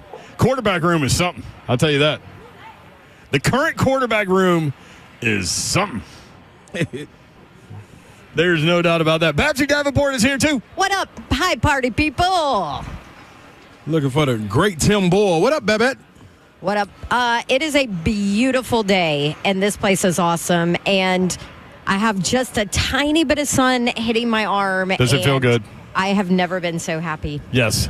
It is Come hang out with us. This is a really cool location. Be a great place to watch Major League Baseball opening day today. It's on the TVs. Yep. Braves are underway. Hey. Astros are underway. All right. Cubs play later. That's cool. Whatever team you want to know. Most of them are playing today. Now, everybody's playing for second, so there is that. But, it's tough to speak about. You talk about non-hope. Dodgers are winning the World Series, and we got to wait 162 games to get the postseason. Listen, Mayor, you never know. You never know if somebody gets hurt. Never know if you go above 5.5 wins. I mentioned this earlier, and I'm going to hit this real quick. Gary Danielson, CBS Sports' lead college football TV analyst, announced that he will retire following the 2025 college football season. He's 73 years old, played at Purdue, then with the Lions and the Bears, and he joined ESPN in 1990. He did the Tennessee-Florida game in 1990. That was 7-3 at halftime, and Dale Carter returned the second-half kickoff for a touchdown, and then it was an avalanche of points as Tennessee beat Florida 45-3. I told him that that was my favorite game that he ever did. And he's like, was it because Tennessee won 45-3?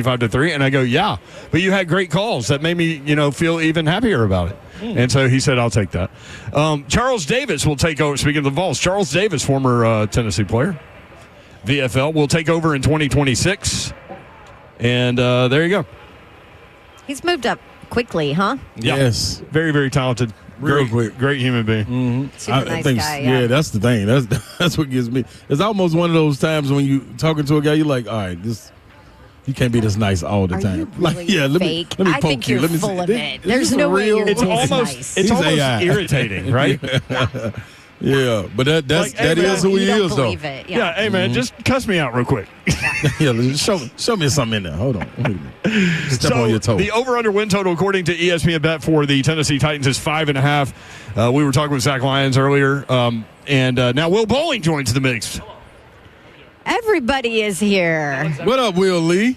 Will Lee done crept in the building. Here, let me turn There we the go. mic Can on. you hear me now?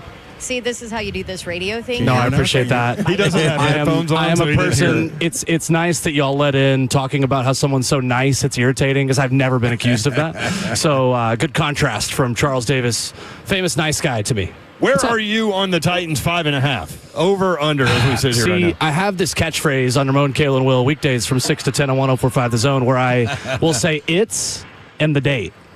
And there's comments about like, well, they don't. And I'll respond, and today it's March 27th. It's March 27th. I don't know. I mean, honestly, at this point, like, you're right. Like what you said earlier, they could draft half their starting lineup But on offense. based on where we are on March 27th, what do you think? I mean, give me the under. I don't think Cam Ward is the type of quarterback that's going to step right in and have all the answers to all the test questions.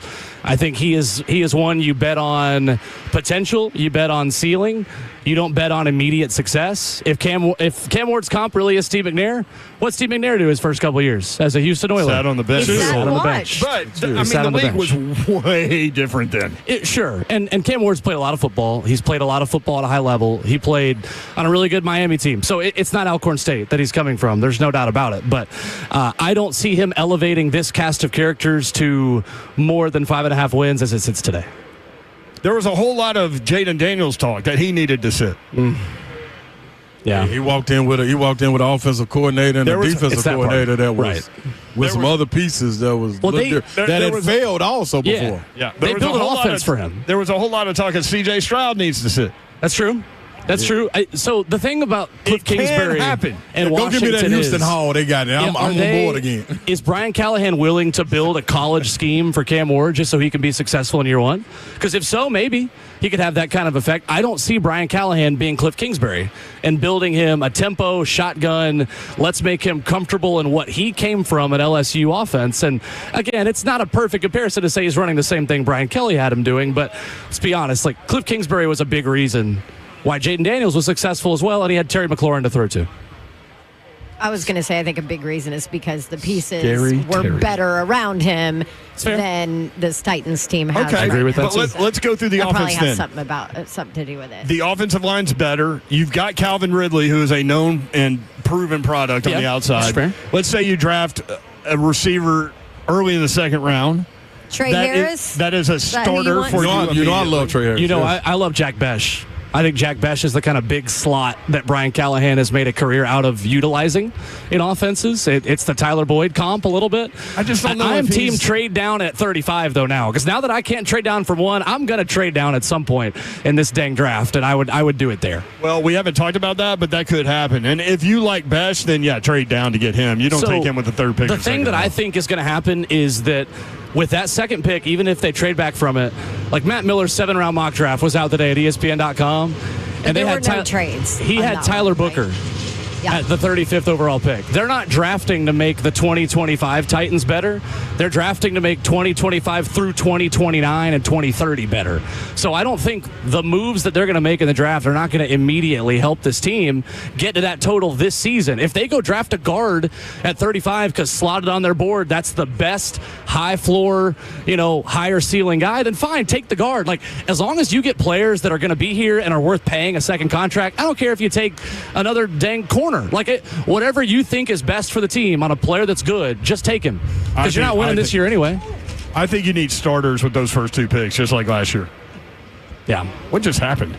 The wind just blew my sunglasses. Train goes by and Babs loses all her crap. That was a Titans win to y'all thoughts that was going to happen. Mother Nature telling me I have bad takes. I get you taking the best available, but last year worked well with J.C. Latham and Tavondre Sweat and Brownlee Jr. eventually, but also, I think you need, you're in desperate need of starters. You are, but honestly, your best available at that point is probably going to be a position where you need a starter where you are. That's so true. Yeah. The funny thing is, imagine if they'd taken the Rams trade that they moved up to get Braden Fisk for last year. You'd have 2 second-round picks to work with right now. Yeah. I mean, they moved up 13 places last year, the Rams, but you wanted Tavondre instead, which is fine, but again, that's why I'm team trade back in the second round. I'm okay with that decision, though, because of what Sweat, I think the potential Sweat has. He's got rare traits you don't find everywhere. Right. I get it. He is a massive human being. Plus I saw him he- at the SEC tournament. Yeah, I know, right. You Yeah. always forget how Yeah. big that dude is. He walked in with some tutelage too. You know what I mean? For It sure. wasn't like he Yeah. had to walk in and go and be who we need you to be. Walk Right. in and follow in the footsteps A of the big guy right judge. there. Yeah, Yeah. you know what I'm saying? So He is Will Bowling. Thank Will you, Lee Bowling. Thank y'all Good for to having see me. you. I'm going to go grab a Fuller's London Pride. They've got London This place beer has here. your name all over This it. is, I love this place so much. It is not far away from me, and I'm a huge fan. I never thought I'd see Don Davenport in a building that has an Arsenal logo on the side of it, and that makes me and probably 10 other people listening right now very happy. Good to see you all. can you shotgun that beer that you're about to go have? I mean, it's a draft beer. Oh, you gotta have a strong throat for that one. In a wide throat. I don't know how to respond to that. Yeah. Just walk away, Bowling. break the wrist, walk away. Walk away. That's all I got to say to that. We do need a segment at the end of the show. It's things heard on 3HL. You were doing that. You were doing that for a minute. Out of context. I think I need to do that. Jackson, clip that, says Joseph. Thank you, guys. Good to see you. All right, There you go. Ramon, Kayla, Will, weekday morning, 6 to 10 on 104.5 The Zone. Ramon Foster will join us at 5:20, and so we'll talk to two-thirds of that team. We're just having all the party people on here. Yes, we are. Y'all come hang with us. We'll put you on We'll too. put you on. Yes. We already told Kenny Smooth and Sissy that they can come on from 92Q. 4:20 coming up. Greg Cosell talking about wide receivers as we look at that second round pick. 3HL 104.5 The Zone. Fogg Street Lawn Club. 3HL 104.5 The Zone.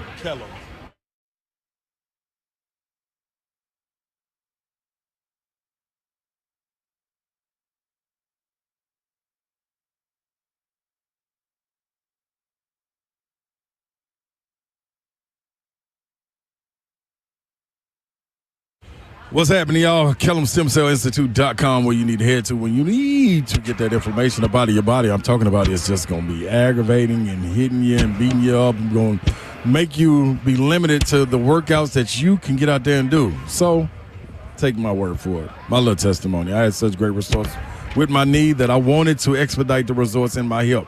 That's what Kellum Stem Cell will have you feeling also. I went back to Kellum and got a shot of the secret sauce, which was mine because it's your body, your cells, your solution. The body stem cells are known for healing. That's right. And they can get the autoimmune.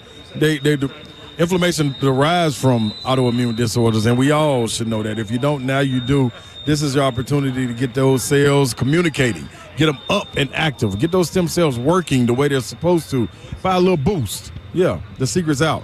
Call Kellum Stem Cell Institute today and get back to a healthy you. It's real simple to do. 615-850-4415. 615-850-4415. That is KellumStemCellInstitute.com.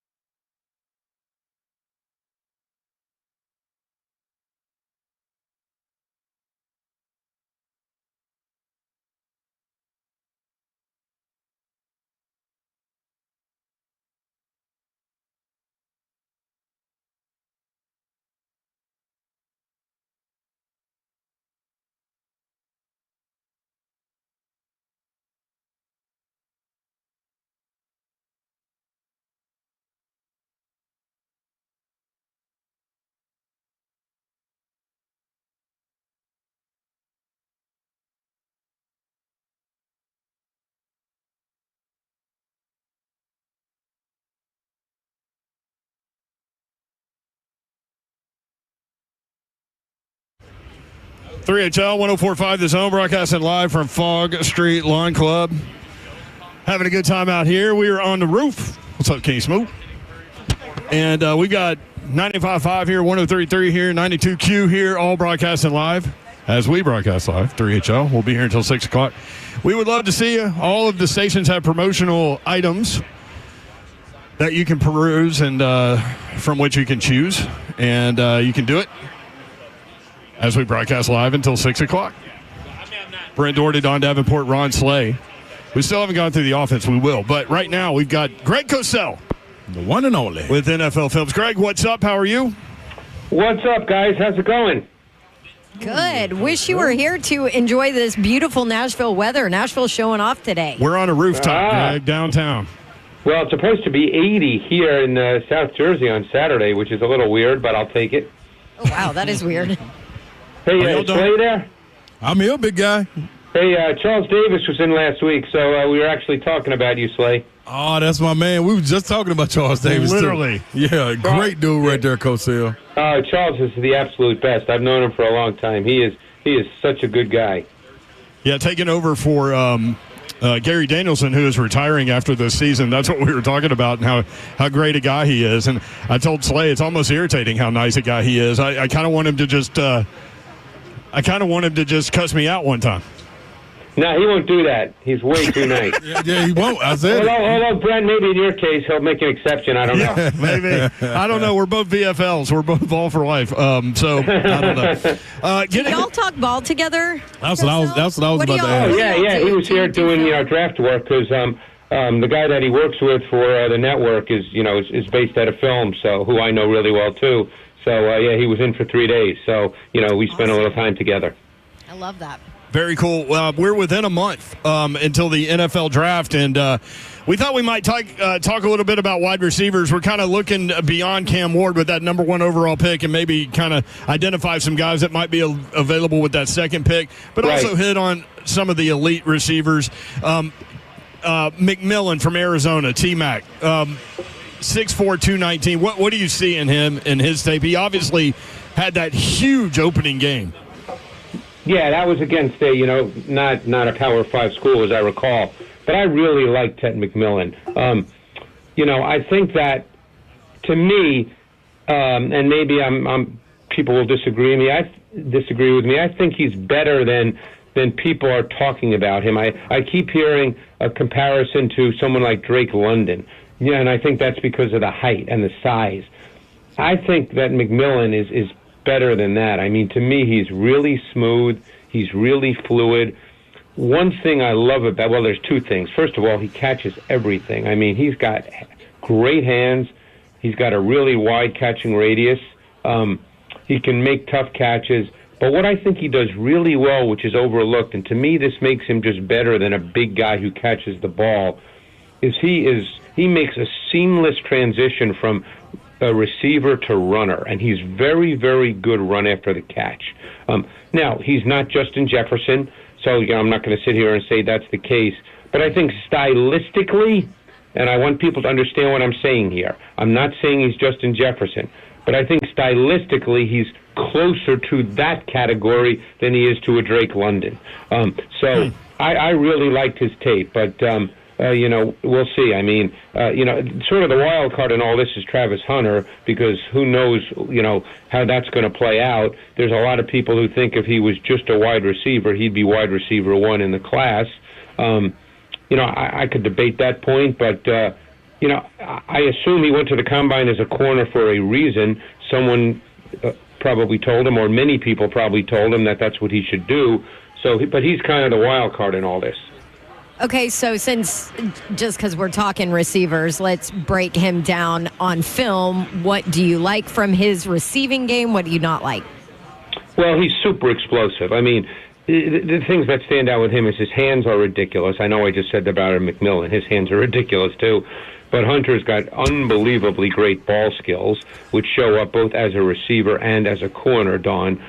And his run after catch is crazy. I mean, don't forget, he caught a ton of screens that he turned into long gains. Now, you can't discount those because there is a meaningful screen game in the NFL, and a lot of screens are thrown, what we call tunnel screens.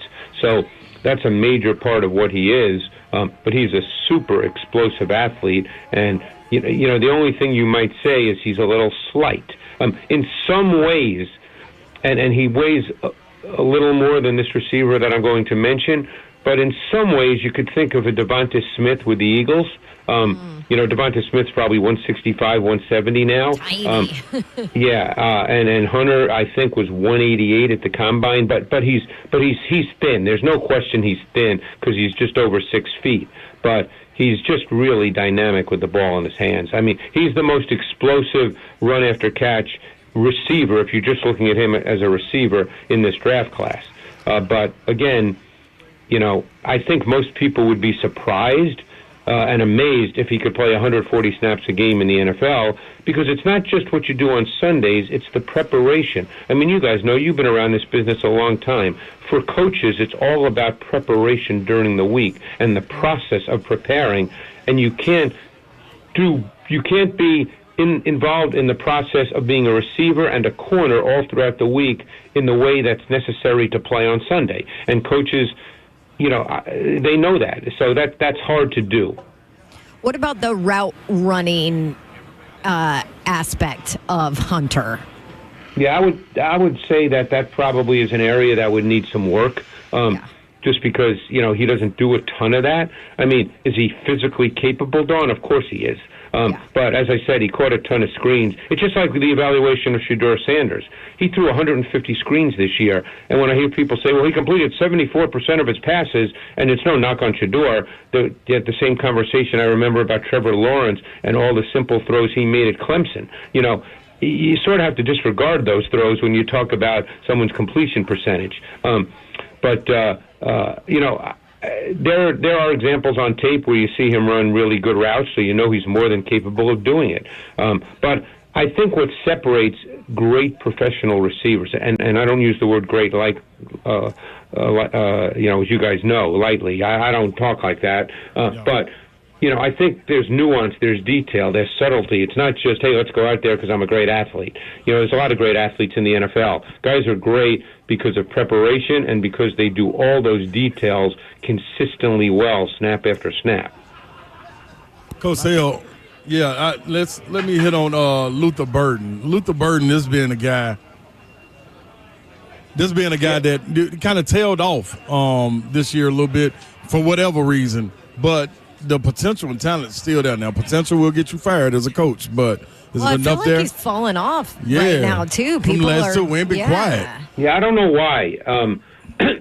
You know, again, the quarterback play, Brady Cook was not as good this year as he was a year ago. I know he missed a couple of games as well. I really like Luther Burden a lot. I don't know why he's fallen off. I think he's sudden. I think he's explosive. Now, he predominantly lined up inside in Missouri's offense, but he's sick. You know, his height and weight, and this is not a direct comparison, okay? So, again, I hate these comparisons because that's all people remember, but, you know, I also think it gives people context. His height and weight is almost the exact same as Jamar Chase.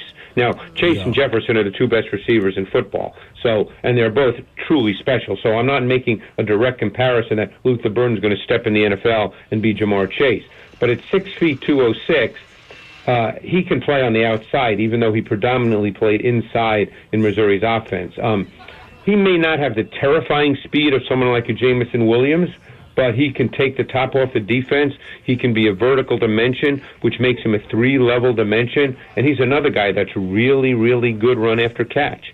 So I don't know. In fact, I spoke to someone because I was curious if there was something that I wouldn't know just from watching tape about Luther Burden as a person, character, any of that, and there's nothing. So I don't understand what the issue is with Luther Burden because I think he's a really, really good prospect. Yeah, I thought he fought through injuries and everything. Well, another thing, Cosell, with that Missouri team, when you were able to watch film, do you think they accounted for what the running back position brought to that offense the year before? And we're thinking that, you know, the quarterback, Brady Cook was going to be able to compensate and put the team on his shoulders, and they kind of took a slide because of that too. Yeah, I didn't study it that way, Slay, so I can't answer that exactly. Okay, gotcha. I That running back was a monster the year before, matched up to the whole offense. Right. But that's certainly possible. I mean, obviously his numbers were down, but it just seemed to me their whole offense did not have the same look as it did. Because the year before, actually, Cook had a pretty good year in 2023. And then did not have the same kind of year this year. And obviously, I guess it was Schroeder was the back the year before, and he had a great season, and they didn't have that kind of back. But no, that's the thing. When you evaluate players like this, and particularly wideouts, you've got to look at their traits first and foremost. There's many reasons why a guy might catch 50 balls versus 80 balls that don't have a lot to do with his traits. So, so as I said, I really like Luther Burden. Appreciate it. A guy I know that Slade likes, obviously, if the Titans go, which they should, quarterback with the first overall pick, then, we're looking at possible second-round wide receiver guys, too. Trey Harris, Ole Miss, I know Slay is high on him. What does his film look like? Yeah, I'm not as high on him as others, and when I say that, doesn't mean I don't like him and I think he stinks. Although I did come away believing, and he got hurt this year, and he did put up huge numbers until he got hurt. I think there might be more to his game than we saw at Ole Miss, because he ran a ton of hitches. I mean, it seemed like every other play was a hitch route, and I watched all his targets. Yeah. I don't think he's a vertically sudden guy. I think he's a little bit one speed. I'm not sure he truly has that extra gear, but again, when guys are tall, stride length does become an issue, and that's a positive trait. So, guys who are tall but aren't necessarily like immediately explosive, I'm just being honest, sometimes I struggle with those guys in my own mind as to whether those guys are truly vertical dimensions. Right. So I was unsure about him. I thought the best snapshot of what he could become with development is he caught a 48-yard touchdown versus Kentucky, and I thought he showed some hip sync, great separation quickness. That's kind of what I wanted to see from him because he's long, lanky, and kind of straight line linear. And I wanted to see him be able to really, separate at the top of his route stem with some quickness. And that was a play that made me go, I know he can do it now. This is what we need to see more of. Greg Cosell with us, walking us through some wide receivers as we kind of try to figure out what may happen after the first round. What about Egbuka from Ohio State, Greg? Oh, I love the kid. I mean, to me, you could plug him in tomorrow and he'd be a great receiver. Now, he was almost exclusively a slot receiver at Ohio State, but the way the NFL game has changed, so many teams now have reduced splits where the outside receiver is only 3 or 4 yards outside of the tackle. So he certainly can do that. I don't think he's an outside the numbers receiver. I don't think he's what we call a boundary X, where you line him up outside just to win one-on-one matchups all the time. Watching him, here's what I thought of. I thought of someone like Amon-Ra St. Brown, who obviously has put up huge volume numbers in the NFL. But he was a fourth-round pick at a USC, and nobody thought he'd be this kind of receiver in terms of volume in the league. But he also played with one of the best offensive schemers under Ben Johnson, who's obviously now the Bears head coach. And I thought to myself, watching Egbuka, gee, if you dropped him into that offense in place of Amon-Ra St. Brown, he could be a volume target. I just think he's a really detailed, refined, subtle route runner. He's got really good size. To me, he just looks like a professional receiver. And I actually listened to him speak at the podium at the Combine, and he comes across as a true professional. So I just think he's one of those guys that for 10 years is going to be a really good NFL receiver. Do you think this group of receivers is that deep? Like you mentioned, Ross St. Brown, a fourth-round guy. Do you think there's that kind of value at that position this year? I think, Brent, we're at the stage in the development of players where every year the receiver group's going to be complete. It's just a matter at the top of those guys. Like they're of the top 3 last year Harrison, Neighbors, Odunze, nobody in this class would be in that above those guys. But I think we're at the point where every year you're going to be talking about receivers that can play in the league. It's just a question of what's at the very top. Love it. What about Isaiah Bond from Texas, Greg? Yeah, Isaiah Bond, he's a burner. And see, it's so funny because there's so much screen in the college game now. You throw these guys screens, and they're such explosive athletes that a lot of these guys then make a 20-yard gains or they take it to the house. He's an intriguing guy. It's so funny. I watched him, and I don't think he's not going to be drafted in the top 10, but when you look at his size, his athletic testing measurables, they were almost an exact replica of Jalen Waddle's when he came out of Alabama. But I doubt any team in the NFL will even think about Bond as a top 10 pick the way Waddle was. But it still raises, to me, because I try to think beyond just the traits. The whole point of this is to put guys in the NFL. So yep. I think to myself, okay, how will a team deploy Isaiah Bond? Because the guy can run. The guy's, he's not big, but he's not tiny. And he's got great speed. So how will a team look at him in the context of their offense, and how will they deploy him? And I'm not sure the answer to that because obviously I don't know what team's going to draft him. But he won't be a top 10 pick. But yet you look at so many of the measurables, and it's Jalen Waddle. Greg Cosell with us on 3HL. One more guy. A lot of people were infatuated with this guy, and our guy Will Bowling, our colleague, really likes Jack Bech from TCU. What do you think about him? Yeah, I really like Jack Bech as well. I mean, he's a hard guy not to like. First of all, he's got unbelievable hands, and he's another guy that just makes that seamless transition into run after catch, and he is physical, he's competitive. You wouldn't say that he's, again, now this gets down to team, scheme, how a guy is deployed. You don't look at him and go wide receiver 1, but you didn't look at Puka Nacua and go wide receiver 1 either when he came out of college, and he was a 5th-round pick. That's why this stuff is, this stuff is not like a mathematical equation, guys. It's not like saying 2 and 2 is 4. It's not a black and white thing. Oh, he can only do this, or he has to, it all depends on team, scheme, how a guy is deployed. I mean, it's Jack Bech is best, excuse me. No one's going to look at him and traits-wise go, oh, there's a big-time number 1. But what does a number 1 mean in the league? The number 1 can mean talent like Jefferson and Chase, or number 1 can be deployment like Puka Nacua and Amon-Ra St. Brown. So, there's different ways to look at receivers in the context of the NFL. There he is. He's Greg Cosell. I think we have like 3 more of these before the draft.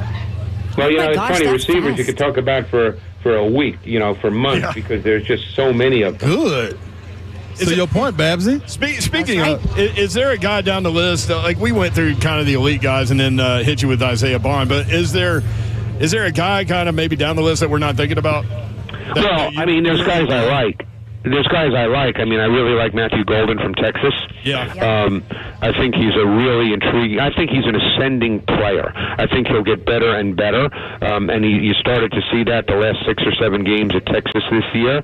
I think Jalen Royals from Utah State is a really intriguing guy. He kind of reminded me watching his tape of Rashee Rice, who was on his way this year to obviously being the number 1 receiver. Another example of team and scheme, he would have been the number 1 receiver clearly on the Chiefs if he didn't tear his ACL early in the season. So, there's always receivers. That was the point I was trying to make. There's always receivers. It's just a matter of getting the right one that fits the way you want to deploy him. Sometimes it's a function of that more than anything else. Love it, Greg. We appreciate you, man. We'll talk with you next Thursday at 4:20 Central. Thank you. You getting ready for the madness tonight? You better know it, Cosell. All right, does Tennessee play tonight? No, they play tomorrow, 7:39 Eastern. All right. I know what you'll be doing at that time. You better believe it. All right, man. All right, we'll talk to you guys next week. Thanks. All right, Cosell. Cosell, big basketball fan. That's what he did growing up and now evaluates football. His uncle, if you're wondering, is Howard Cosell. Wanted to point that out. When we come back, the Titans are doing something ridiculous with their uniforms. I want to get y'all's take on it. 3HL 1045 The Zone, broadcasting live from Fogg Street Lawn Club. We'll be here until 6. I'll be here probably after. If you want to come hang out, do it. 3HL 1045 The Zone.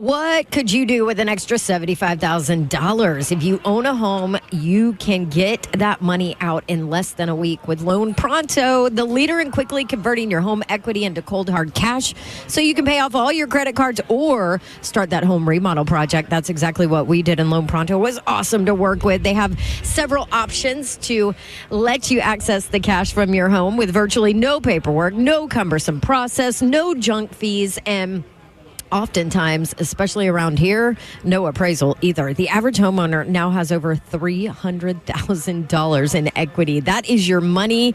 Use it. There's a client that got $150K out, paid off all their credit cards, 2 car loans, a personal loan, and then cut their monthly expenses by $1,500. How about that? You can get approved in as little as 1 day. Act now with no hard credit pull. LoanPronto.com. Give them a call, 615-499-5780. That's loanpronto.com at 499-5780. Equal housing lender, NMLS 1661781. Subject to lender approval, NMLSconsumeraccess.org.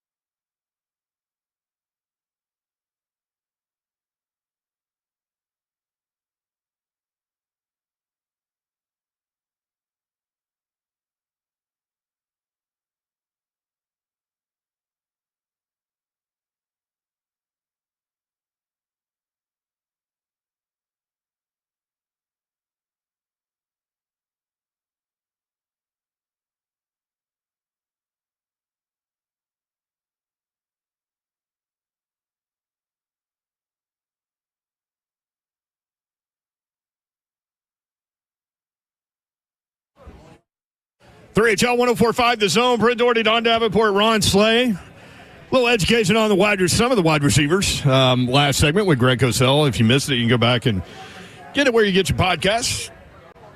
1045thezone.com.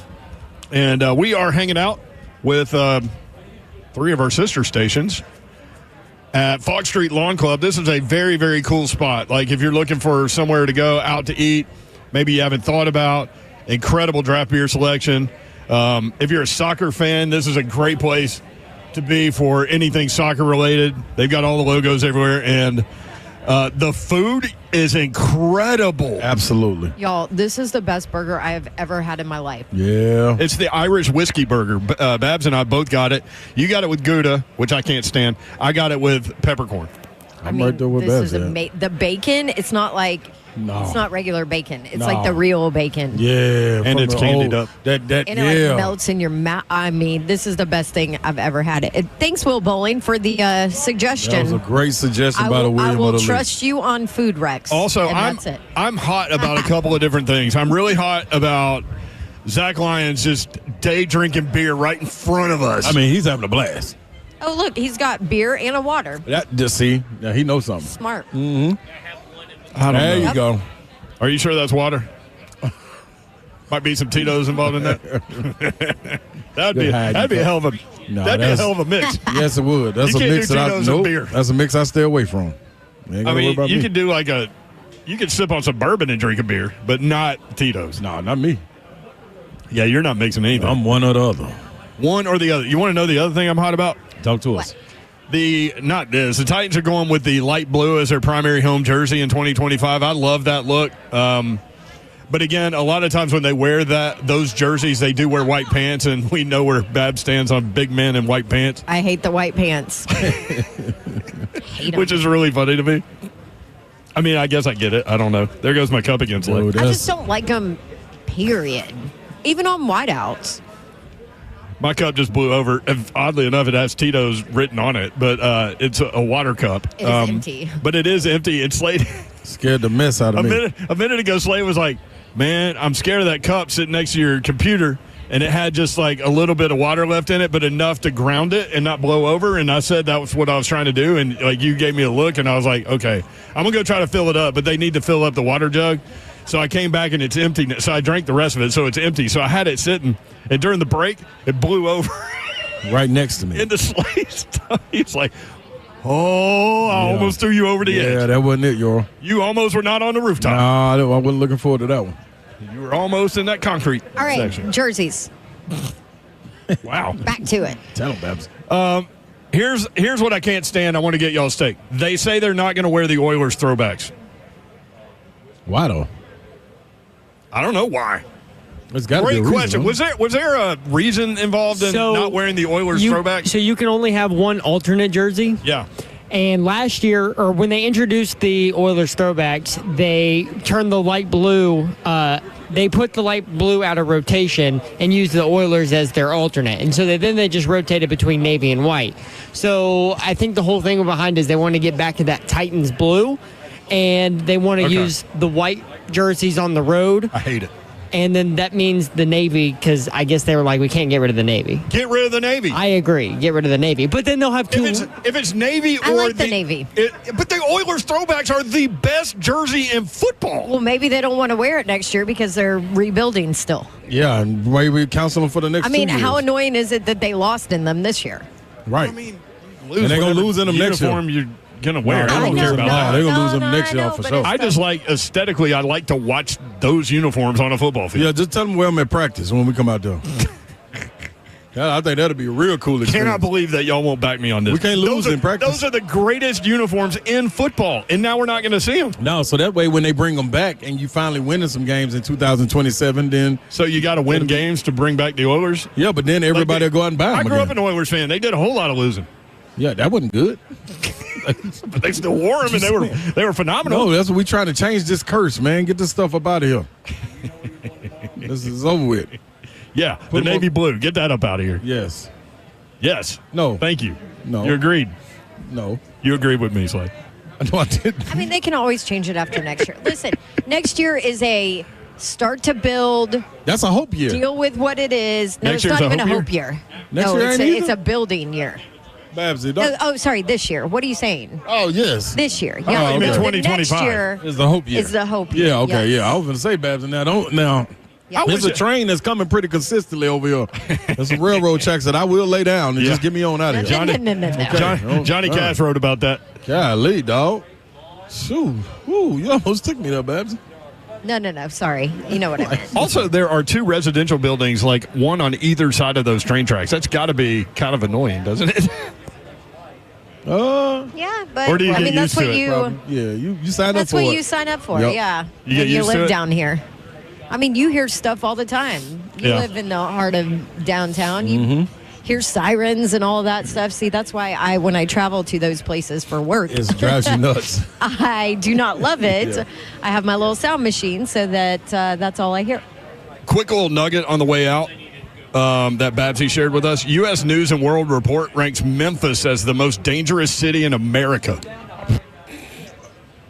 Dynamite drop in right there, money. What? you think? Don't we got a sergeant over there? Let me just go ask him, what city do you think is the most dangerous in America? For years, everybody used to say it was Joliet, Illinois. Like That was a lie.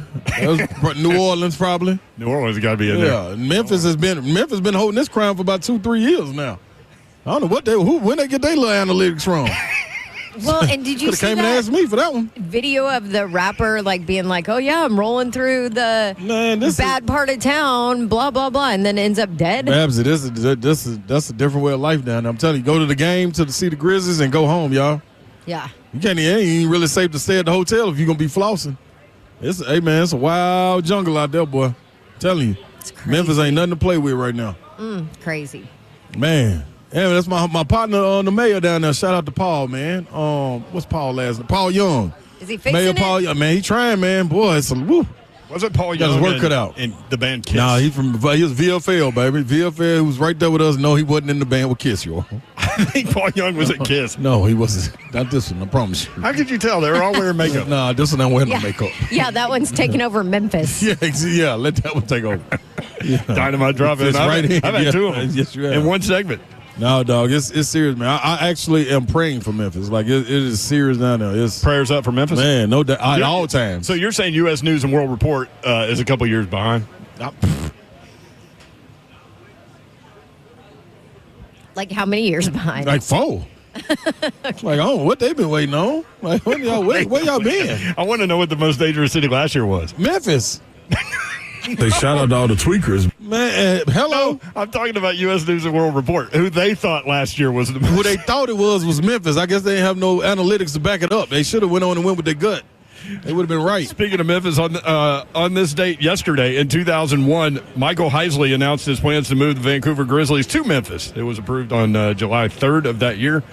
Memphis 4th in the West, half a game behind Denver for 3rd, 2.5 behind Houston for 2nd. They got to get it together, too, man. Desmond Bain pushing a play on them.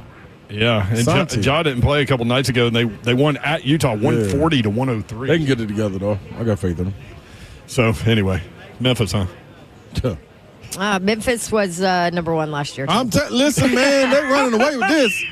They thought what Jordan was doing was something with three-peat now. Memphis been holding it down. St. Louis was very close, though. What about St. Louis and Detroit. What about 2023, Babs? As long as like St. Louis and Detroit was on the downside, though. Yeah. Memphis is straight shooting up. How long has Memphis been the best at this? The best at being the most dangerous. I give them about 3-4 year run. You think? Yeah. All right, we'll do some research during the break. More 3HL coming up, 5:20. Big Savagery, Ramon Foster. Again, we're broadcasting live outside. Come by and see us. Leave work, get here. Just put. Look, Mike's there a couple of decades behind. I'm telling y'all. Ask the chat. The chat knows. The chat does know. Yes, they do. Fogg Street Lawn Club. That's where we are. Type that into your GPS. Oakland, California. Well, they got had a good run too. Yeah. That's why everything left there. 2023, Oakland, California. That's why everything leaving Memphis. You can't even go on Beale Street no more and be safe. Ain't that something? What's the little things in the hotel? The Swans? What's the goose race? The Peabody. The ducks. The Peabody, yeah. The ducks better be careful. You think somebody unload on the ducks? Well, that'd be something. Okay. That'd be a story. All right. Somebody walk into the lobby of the Peabody Hotel. Okay. I'm tired of y'all ducks. All right. As a matter of fact, duck. Dangerous game. We'll be right back.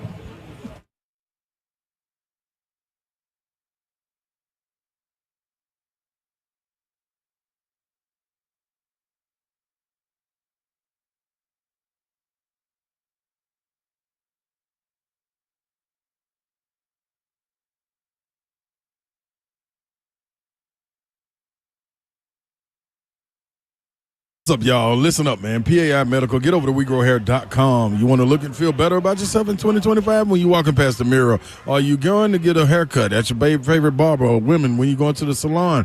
You're looking in the mirror, you're like, man, I wish that little spot right there could have a little bit, it could be a little fuller. Well, got a trick for you. PAI Medical, WeGrowHair.com. It has everything you're looking for. Confidence boosters as well. Call them right now at 615-376-6010. That is the number for your free consultation. We grow hair right here in Nashville for almost 30 years with proven solutions that work. No one else in Tennessee has the ARTIS robotic FUE procedure, and We Grow Hair's high-density hair transplants that give you 2 times more hair in one procedure. They even have the 45-minute laser and PRP treatments for men and women. That's the one I used. Straight up under the laser, get it done, and get on out of there. All you got to do is call them right now. 615-376-6010. This should look feeling great about yourself. WeGrowHair.com.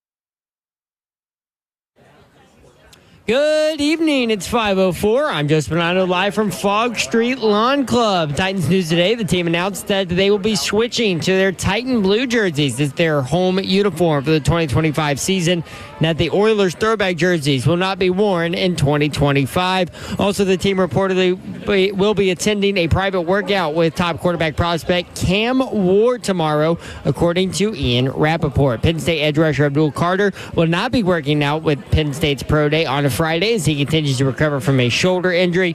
Today is opening day for most of Major League Baseball. The Atlanta Braves opening the season on the road at the San Diego Padres. The Braves are up 4-3 heading to the bottom of the fifth inning. The NCAA tournament continues tonight with the Sweet 16. BYU and Alabama go head-to-head at 6:10. Maryland and Florida face off at 6:40. Arizona and Duke play at 8:40. The nightcap of Arkansas and Texas Tech is at 9:10. You can catch all the action right here on the Zone, courtesy of Westwood One. Prairie Foundation Repair and Waterproofing needs, you need to visit USSTN.com.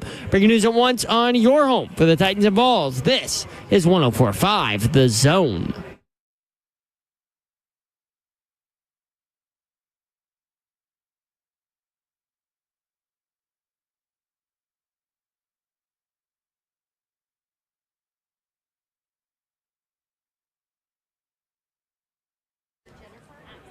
HL 104.5 The Zone. Brent Doherty, Don Davenport, and Ron Slay. I just blew right through that, didn't I? Sometimes, that's how you got to do it. Just got to go on and get on through it. So the food here at Fogg Street Lawn Club is incredible. We're in downtown on a roof. And people are rolling little balls. They're called they're called bowls. No, all wood. Or woods. Yeah, wood. Oh, they're woods? Either bowls or woods. Yep. I don't know. It's some English thing. Yeah, they're not made of wood. That's really confusing.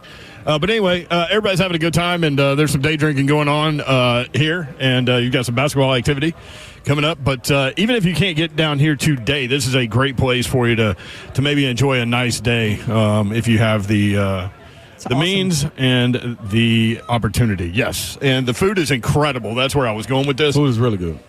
Irish whiskey burger. You want me to be real with the people? Go That's ahead. the only one you need to get. Irish whiskey I was burger. about to say, Slay tried the steak fries. No. I was waiting on them, and they ain't never come, but it's good.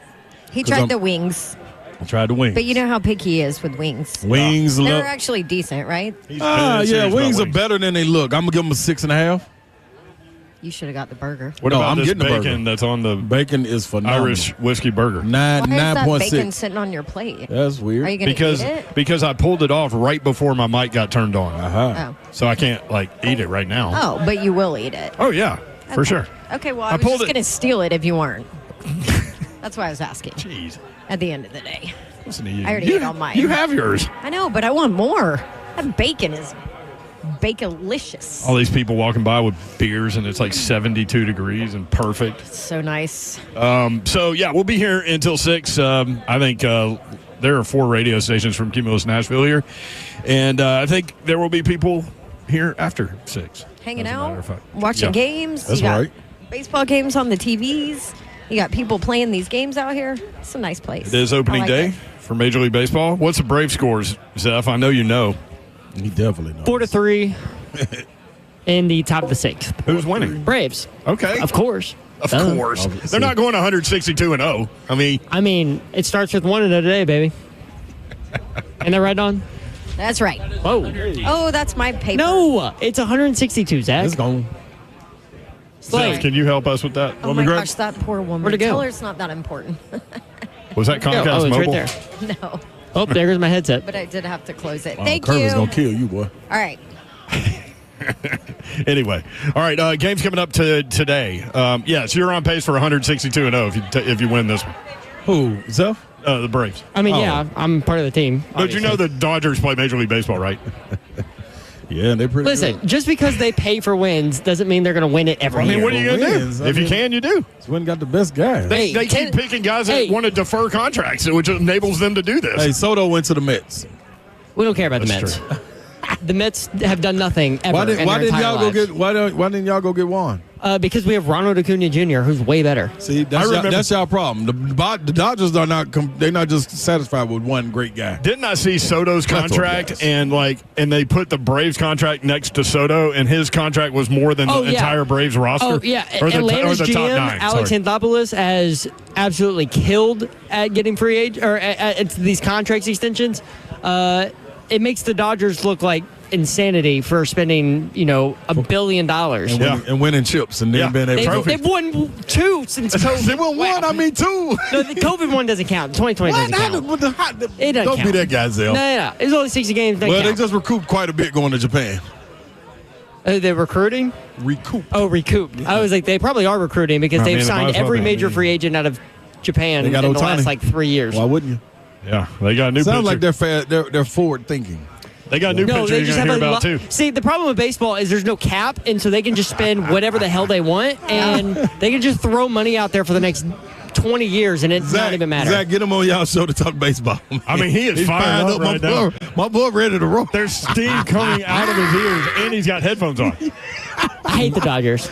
They're ruining my sport. You hate the Mets, too. I know that as a Braves fan. But the Mets the Mets are not a threat. The Dodgers actually are a threat, so.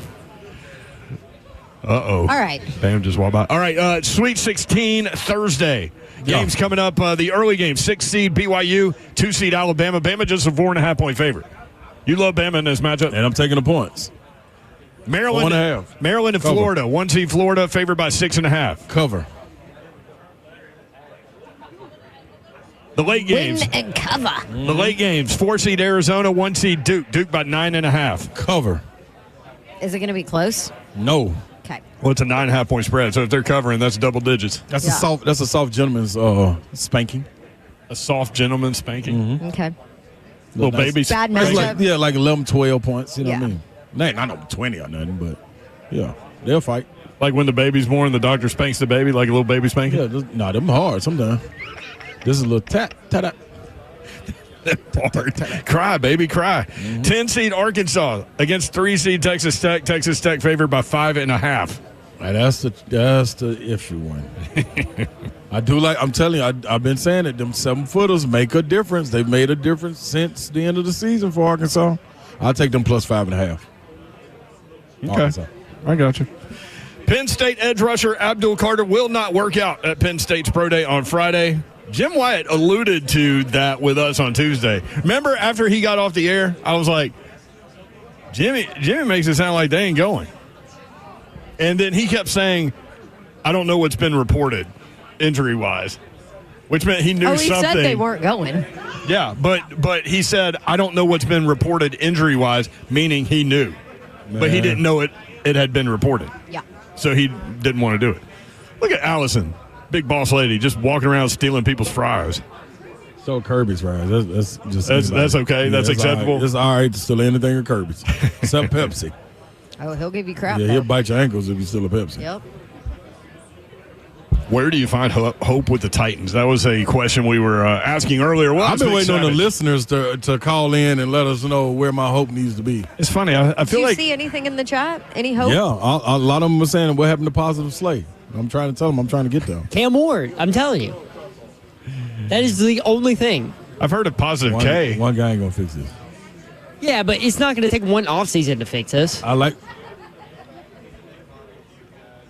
Dude, I can't forget the other years that we just went through. No, it's a new GM. These are compound. It's the same guys out there. Big Jeff. And it's second year. Okay, so to your Second point, year that's for why a I keep coach. saying Big Jeff is going to leave. That's the reason I keep saying it. Why? Because the ownership. Because it won't hurts a help them? competitor to go out there and lose game after game after game, and the mic gets put in your face, and you got to answer the questions, and you're sitting there fighting back tears because you're so frustrated because you can't say what you want to say. And then when you do say what you want to say, it's like you going to throw a teammate under the bus because they not out there fighting like they supposed to. All right, man, put me somewhere I can go win. At some point, you're going to say what you want to say, and you're going to be Positive Slay. Also, I will try. his position in his At some career point. is short. It's very man. Oh, yeah. What? That's what he's worried about right That's now. Yeah. That's the I other mean, part. Like, okay, this team in 3 or 4 years might be able to contend for a Super Bowl, Right. Even if you give them 3, right? but what's the likes of him being there? What is Jeff's game going to look like at that point? He already fighting through. Man, that man fighting through injuries. Man, to go out there and play. These are surgical injuries. Where do you find hope with the Titans? We'll ask Big Savage or Ramon Foster when he joins us next live from Fogg Street Lawn Club. That's where we are. 3HL 1045 The Zone.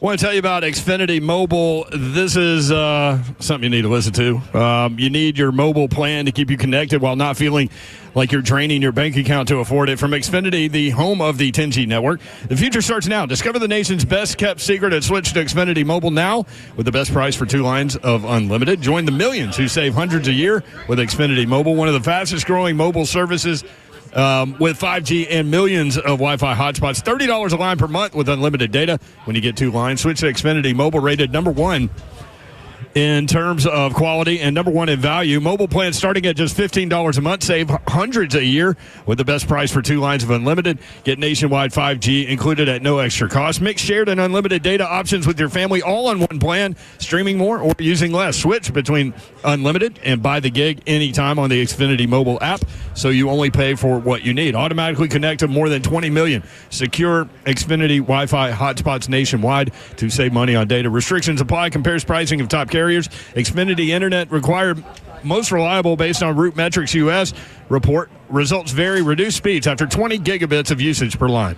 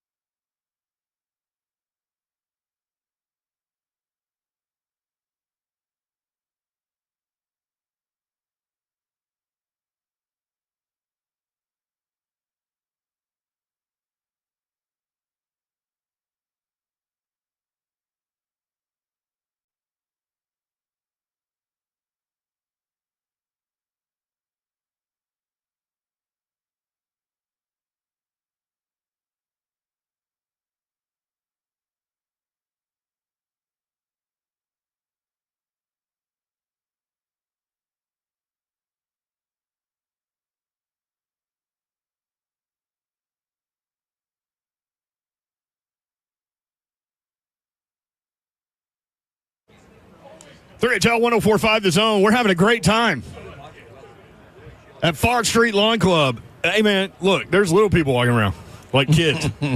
There are. Where? There are kids walking around. Where? You can bring your kids up here on the rooftop. Yo, where Right you over see there. See that little blonde kid right there? Zeph? Yeah. No, there's not a single couple. kid. There's a couple. Yeah, there's a family. Zeph. I can't see nothing. Yeah. It's totally fine. You can have kids here. Yeah. I mean, Why is that? it's okay to have kids here. Why is Zeph giving me a hard time? I don't know. Zeph, shut it. Don't turn your mic on. That is not your job. Just do your job. She just warned us during the break. She's on one right now. I just warned y'all. So did. Let's go. Ramon Foster, we're efforting him. We'll get him in here in just a second. Do not play into him. Don't push him. Don't push him. Push me. Yeah. Why am I being pushed? No, that's what he's waiting on. I'm my own dog. Slick Rick put this. I don't think it's that Slick Rick, but Slick Rick covered the Titan now. I don't know. No. Lottie Dottie, we like to party. As people have alluded to, Giants and Titans were working on a deal for the first pick at the Combine. Number 3 pick and several 2025, 2026 day 2 picks. Sticking point was Titans wanted the 2026 first, but Giants wouldn't do that, and they said they would continue to monitor. After hosting Cam, the Titans were so impressed that they raised their asking price to also include the 2027 first.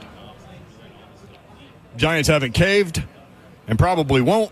Browns also interested but seem to be pivoting towards Kirk.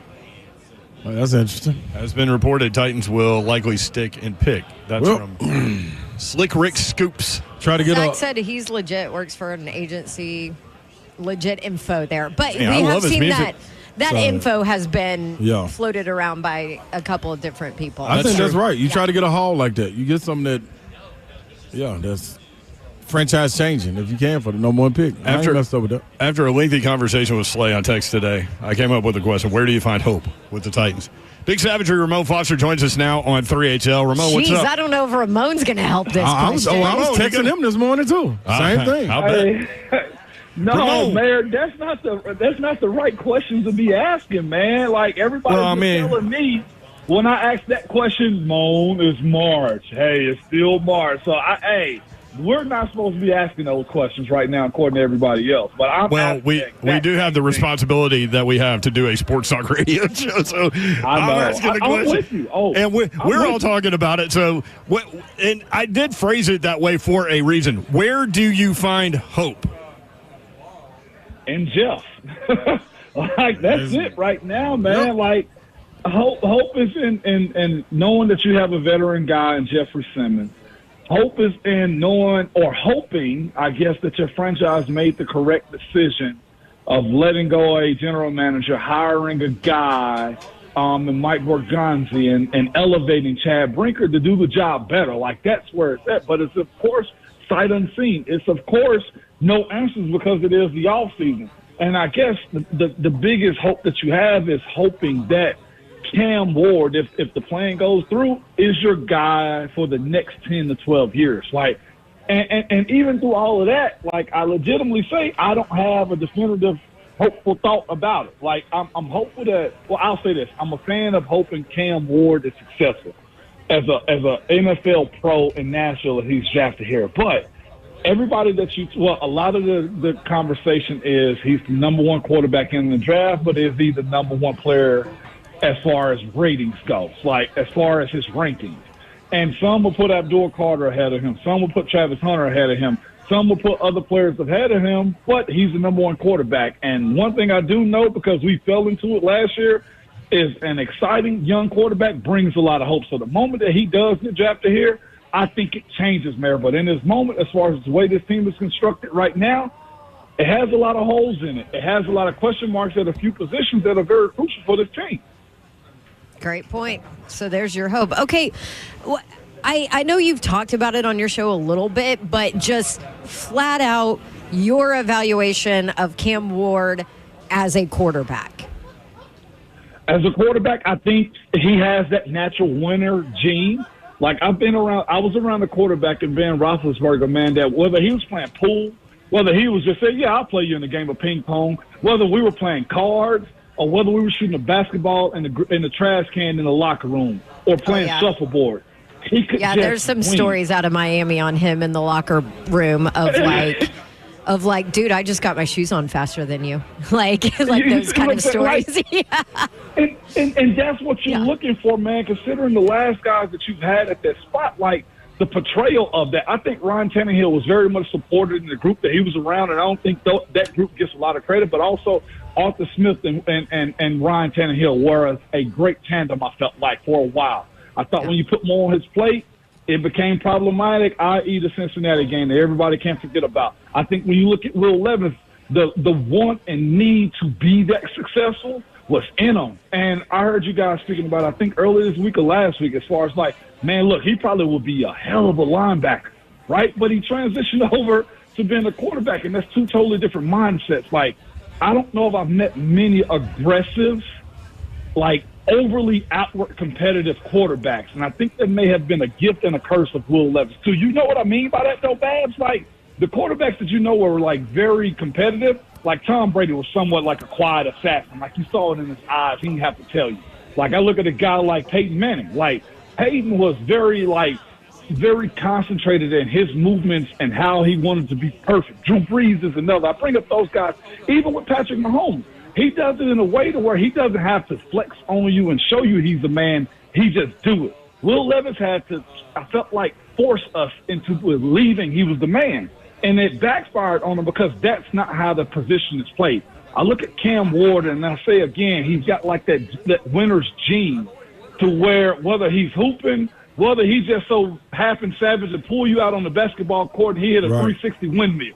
Like those types of guys is what I feel like Cam Ward is. Now, here's the other part on the reason why I was, Babs, with Mr. Babs, Travis. It was because you want a team for a guy like him to support him. One thing I'll say about, like Patrick Mahomes, there was a team already built there. Jalen Hurts, there was a team already built there. Ben Roethlisberger, there was a team already built in Pittsburgh by the time he got there. Heck, we'll even go to Tom Brady. Daniels. Yep. Jaden Daniels, the team built around him. I mean, look at who was just like C.J. Stroud. The team was built around him. So that's why I have been saying patience, build it up, and grow from there. But I don't think this team has much of an option. Like they got to go get the guy and hope that you made the right free agency moves as far as the offensive line to protect them over the course of the year so that he can make those plays with potentially at this point lesser talent besides having, Calvin Ridley, Savage. I'm not out. I'm not out on the Traylon Burks train considering he's still under contract. What? Maybe it's a guy.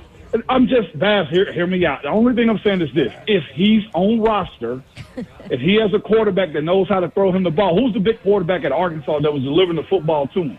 KJ Jefferson. That's right, KJ Jefferson, yep. That what KJ Jefferson and Traylon Burks were doing is not gone. Maybe it was the system. Maybe it was the quarterback that couldn't get Traylon the ball. Bad for a year. Think about this. Corey Davis didn't live up to his until that last year of his contract before he ended up going to the Jets. So if you mean to tell me that, look, and one more year with Traylon Burks where it doesn't harm you to keep him and see what Jaden Daniels can do with him. It could work out. I'm not promising it will because he's got to get healthy and he's got to be willing to be good. But what I'm saying is this. Corey Davis, in my opinion, sputtered until that last year, and then he hit free agency and got paid by the Jets. Savage, all right. Let me ask you this. I'm not used to watching a rebuild. Exactly. Yeah, or you're talking start to a over. Pittsburgh Steeler, So I mean, like, what is the process? Is it supposed to be this slow and tedious? If I'm asking the right question. Yeah, you are asking the right question.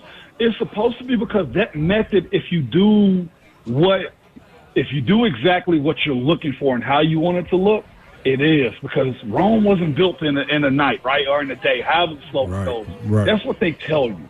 And that's where this squad is. And if you don't get the quarterback piece first, perfect. That is hard to find.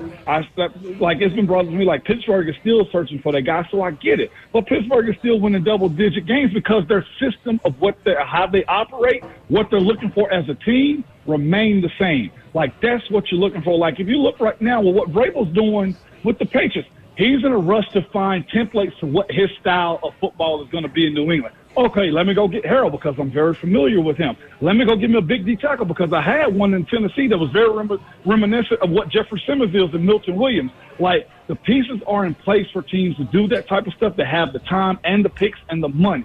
As far as the Titans go, here's what we don't know. We don't know the conversation that they have whenever they close those doors.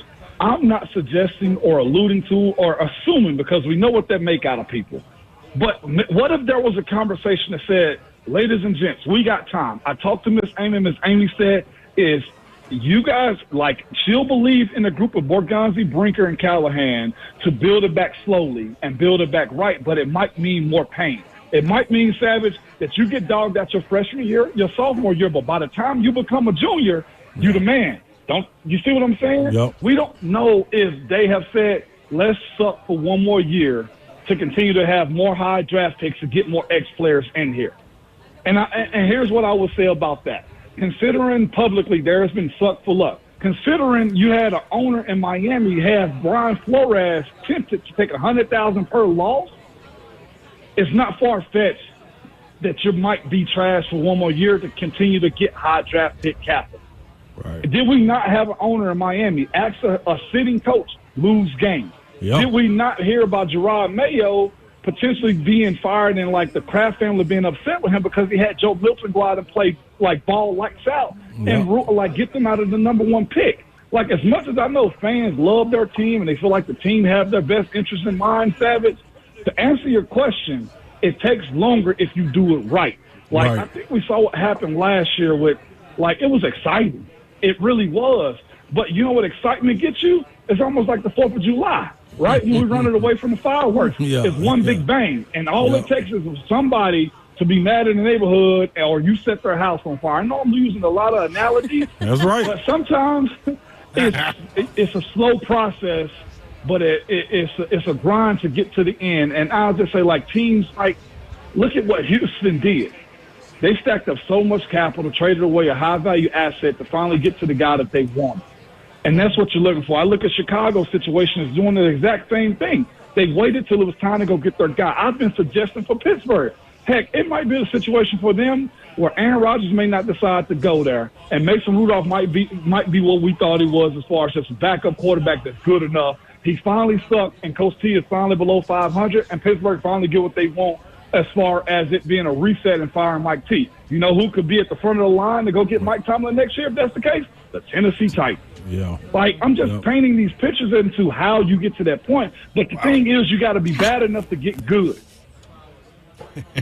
That was crazy. That was a crazy drop there at the end. Give me that. I'll take that, too. Okay, because you guys know I cover 2 markets. Like, that. Picture this, as we're speaking about the Titans just winning games. The franchise I play with in Pittsburgh, they're tired of Mike T just getting 10, 11 wins and losing the first round of the playoffs. They think it's stagnant. I'm of the mindset that you don't know how good you have it. So I say this. If you want to give the fans what they want, let Mike T fall below 500. I guarantee you there'll be 5 franchises that'll fire their coach to get him in. But again, when you have a franchise that's used to winning like that, like, it gets stale and you want the Super Bowl. But it's hard to do what Philly has done. It's hard to do what Kansas City has done. Like the 49ers have been in the position to where they have absolutely killed it as far as free agents. They've killed it as far as finding the right quarterback for their system, and they got a guru of an offensive-minded head coach and Kyle Shanahan, and they still haven't won it. I've consistently said you want a good team that's knocking at the door every single year because at some point the right injuries won't happen, the right ball will bounce your way, and eventually you'll get back to the show. That group in Pittsburgh has grown impatient, so I'm of the mindset, okay, go ahead and fire them. Like, that's the way I feel about the Coach Tomlin situation in Pittsburgh right now. Go ahead, go fire him, and watch what happens to the franchise at that point in time because I'll be honest, they're spoiled. We're spoiled of winning, and it sucks to say that, but Savage, you've been around. There's an expectation 10 wins minimum. Playoffs, We don't. That's not a goal. Super Bowl is the goal. But you create that environment, that style of thought, that mind of thought, by having a consistent product on the field. It's just that I never knew 10 wins was a bad place to be at. Savage, Big Savage and Ramon Foster. You can catch him Ramon Kayla Will weekday morning 6 to 10 on 104.5 The Zone. Every Thursday with us at 5:20. Savage, let me paint a little scenario for the second round, all right? Okay. Let's say that your two best available players on your board are still there. One's a wide receiver, one's an edge rusher. Which way do you go? Oh, golly, Mayor. Trying to phrase questions out here. You need both. Give me wide receiver because it'd be awesome. Because right now, I don't think you have a solid 2 or 3. I think you can supplement some guys in Jalen Hurl and Arden Key and a few of the other guys they've signed with Tavondre Sweat and like create chaos defensively better than you can create production offensively. So if there's a equally rated wide receiver and this team is in desperate need of having some young talent, then I feel like you got to go offensive at that point right there, Mayor. That's where I sit on that one. Having a dynamic wide receiver with a quarterback that comes in with them, that does numbers for you. And not only just that, but like, in my opinion, Calvin Ridley's better when he's got a real good partner beside him that he can open up the offense with. So give me a wide receiver in that situation. I'm with you on that answer. And I continue to hope that Luther Burden just falls and falls and falls. Whoever's doing the hatchet job on him. Doing a great job. Doing a great job. Keep it up. Keep it up. Girlfriend's his manager. Mom's crazy. She's an issue. That's right. Spread it everywhere. He was a Saturday guy, not a Monday through That's Friday right. guy. Yep. Yeah. Dig deep. All in. Maybe we'll start some rumors over here. Hey, you might as well. I mean, we got a microphone. We can get it going, man. Yeah. That's right. He doesn't like bacon. What else can we put on him? NIL in the 8th grade. Like, we can start lying on anything right now. Yeah. Not above it at this point, man. Because they need a lot of help. After texting with Slay today. I'm just telling you. Let me ask y'all something. I'm not sure if y'all had this conversation yet because I just got done with middle school football practice. If to keep Jeffrey Simmons meant you had to pay him $40 million a year, are you on board with that, or would you say heck no, trade? Because Great Milton question. Williams has got That is a great question. You feel me? Because at this point, if you are Jeff going into year 6 or 7, and you know you're in the middle of a rebuild, would you ask for a trade, or would you say y'all gonna have to Myles Garrett me? Because those are the two options at this point. With no time to think, and you just ask, like I just think like before you can build it up, you got to tear it all the way down. So I might move on. If that's the case, then I'm gonna be worried because I'm gonna tell you this. I understand what Derrick Henry was carrying. You see now? Yeah, I absolutely see. No question about That's fair. Yeah. I ain't never seen all 32 teeth of Derrick Henry ever in my life like I have in Baltimore this past year. All right. That's all I'm saying. Where do you think Big Jeff would be if they had not taken Tavondre Sweat in the second round last year and they got some like inside linebacker or something? He'd probably be knocking on Miss Amy Dorr in Texas, or wherever she stay at in Tennessee. Like, I don't think people understand like the ramifications of being in that position like that. Like it's a hard burden, and you can say, man, you're getting paid millions, but what if it means that I'm broken down to pieces by the end of the year? That's all I'm saying. Like, and you have a narrow window to try to win a chip. Or do you say, okay, Jeff, we can't pay you $38 million this year. We're going to trade you. These are the decisions that have to be made. I'm only making hypotheticals here because, again, you ain't wrong. We saw Derek chose to move on. We saw D-Hop asked to be released. Like, these are the types of things that happen whenever you got this bad of a team on paper. I love it, Savage. Great job, man. Appreciate you. Love you. We'll be listening. Love y'all, too. Y'all be safe. No doubt, baby. Thanks, Savage. Thanks. We're in downtown Nashville. We're not Memphis. U.S. News and World Report. Most dangerous city in America. We look back. You were right, Slay. Last year, too. I told you. More 3HL coming up. Stay tuned. 104.5 The Zone.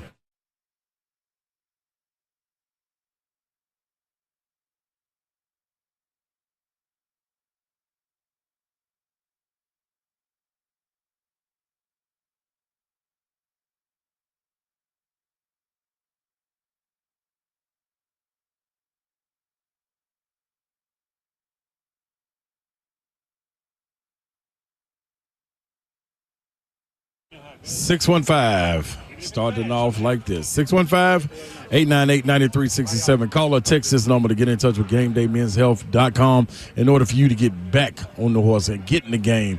Guys, it's the beginning of a new year, and we're right here smack dead in the first quarter of it. And if you're really already frustrated with the lack of gains in the gym, or maybe you feel like you are doing everything right, like diet, exercise, but you're not seeing the results you want, this is what you need to do. It's not you. You can't outwork hormones. No. As you age, hormones change, and 1 in 4 men over 30 have low testosterone levels. Low testosterone can affect your energy levels, your workouts, your sleep, your bed activities. It can even make you grumpy. Now, if you want to get into a game day, this is your opportunity. 615-898-9367. You can be in shape by the summer. You got to jump on it now, though. You got 2 locations to choose from.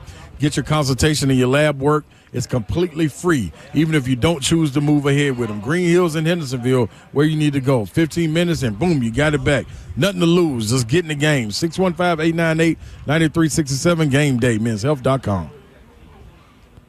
All right, want to tell you about Pella Windows and Doors of Nashville, because sometimes, it's just time to upgrade those things in your home, like your windows and your doors, and it was time for us, and I chose Pella Windows and Doors of Nashville and have absolutely loved the experience. I've actually done basically 3 different projects now with them, replacing windows and doors. You might be surprised to learn how affordable replacement windows are from Pella, affordable and the best quality out there. Pella voted #1 by Nashville homeowners as the leading window brand in Nashville. That is based on the sitting 2022 survey of leading window brands among homeowners. Now, on top of that, I tell you this often, but they really have the best staff and the staff in place to take care of you.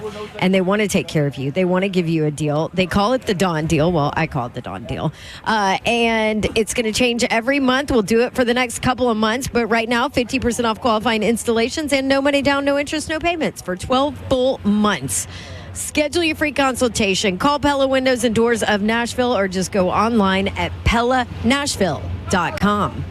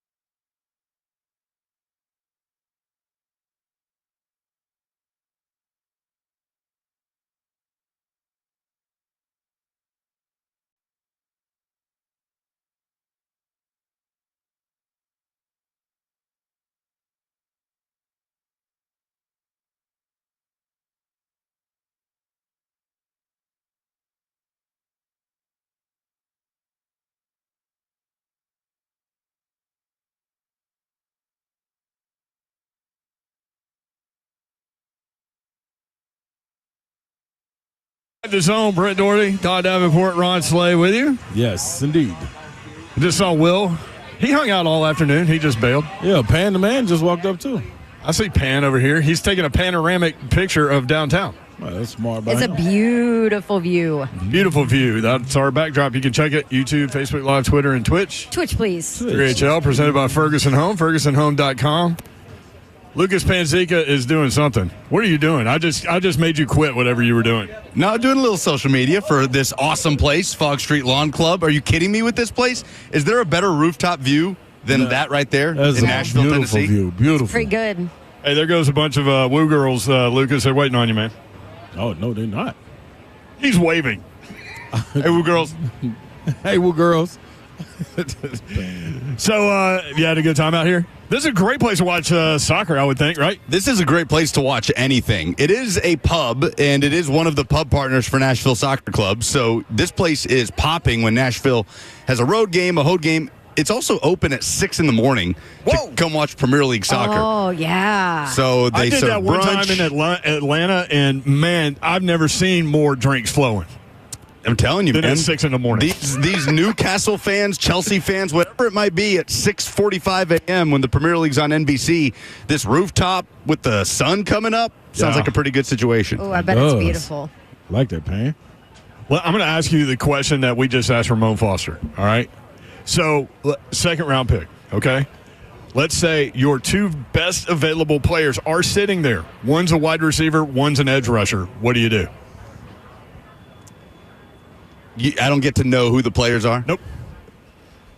But they're your best available. Right. Whoever your best available are. Maybe, Luther Burton's hatchet job gets him there. I don't know. Give me the receiver. I want to learn as much as I can about Cam Ward this year. Titans aren't making the playoffs in 2025. Give me the receiver in the second round.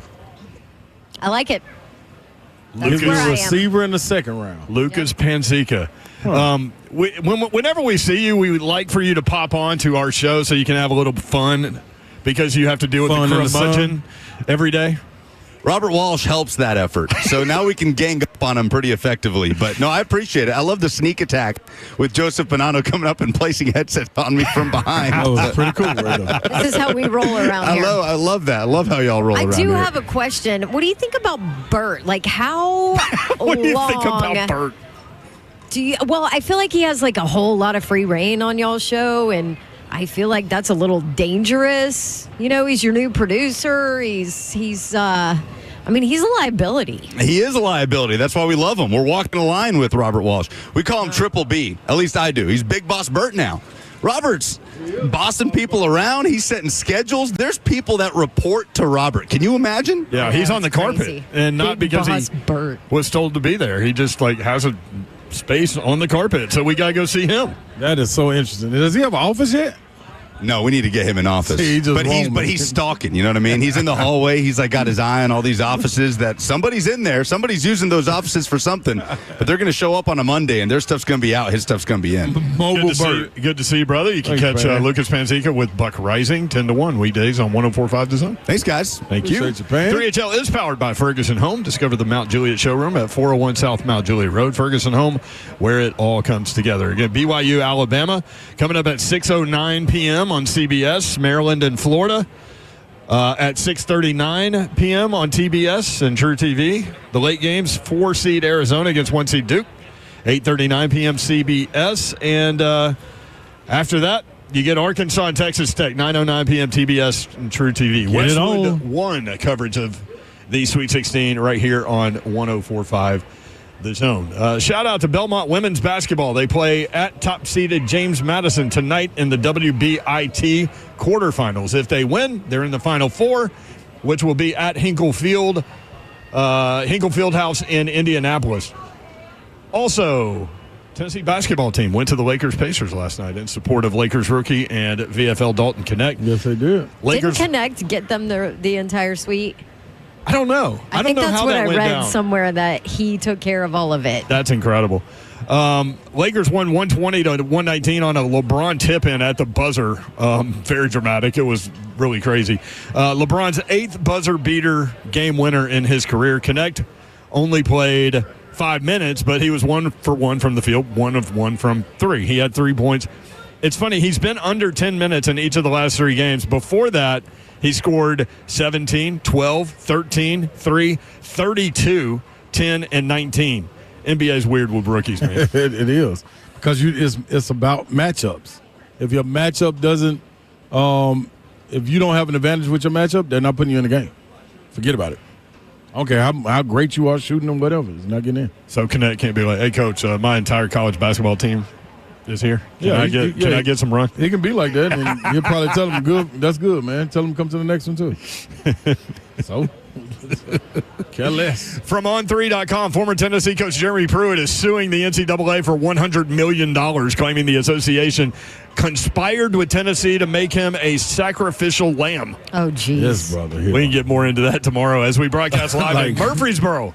Murfreesboro Peeps will be at Diggins Turf and Landscape Supply in Murfreesboro, the new location. Also, Florida defensive tackle Desmond Watson put on a show at Gators Pro Day at 424 pounds.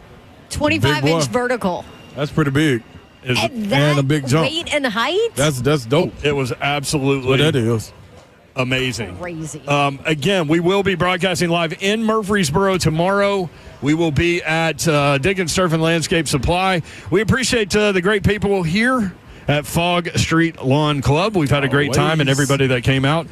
Also appreciate you guys for including us in your day. We do not take that for granted, nor do we take that lightly. Have a great night. Good night. God bless. See ya. Wouldn't want to be you unless you were going to enjoy the Sweet 16. Forget about that opening day. Forget about opening day. I love it. Party shot there by Slade on.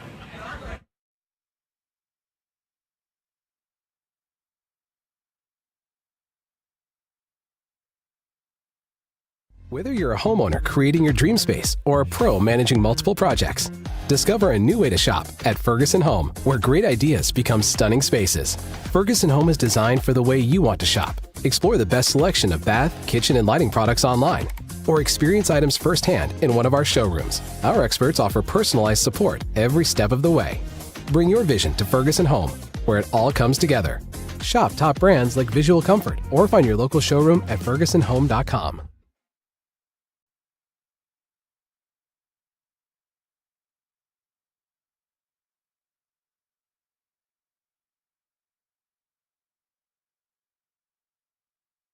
We've got the trucks, all the trims, all the towing, all the bells and whistles, and all at Truck Month Savings. Two Rivers Ford is Ford Truck Central. Did you know you're overpaying for your health and wellness products? With over 20 company-owned brands offering its members vitamins, supplements, wellness, and skincare products, you're able to save up to 70% off retail. Members Nutrition can't change your life, but we can change the way you live.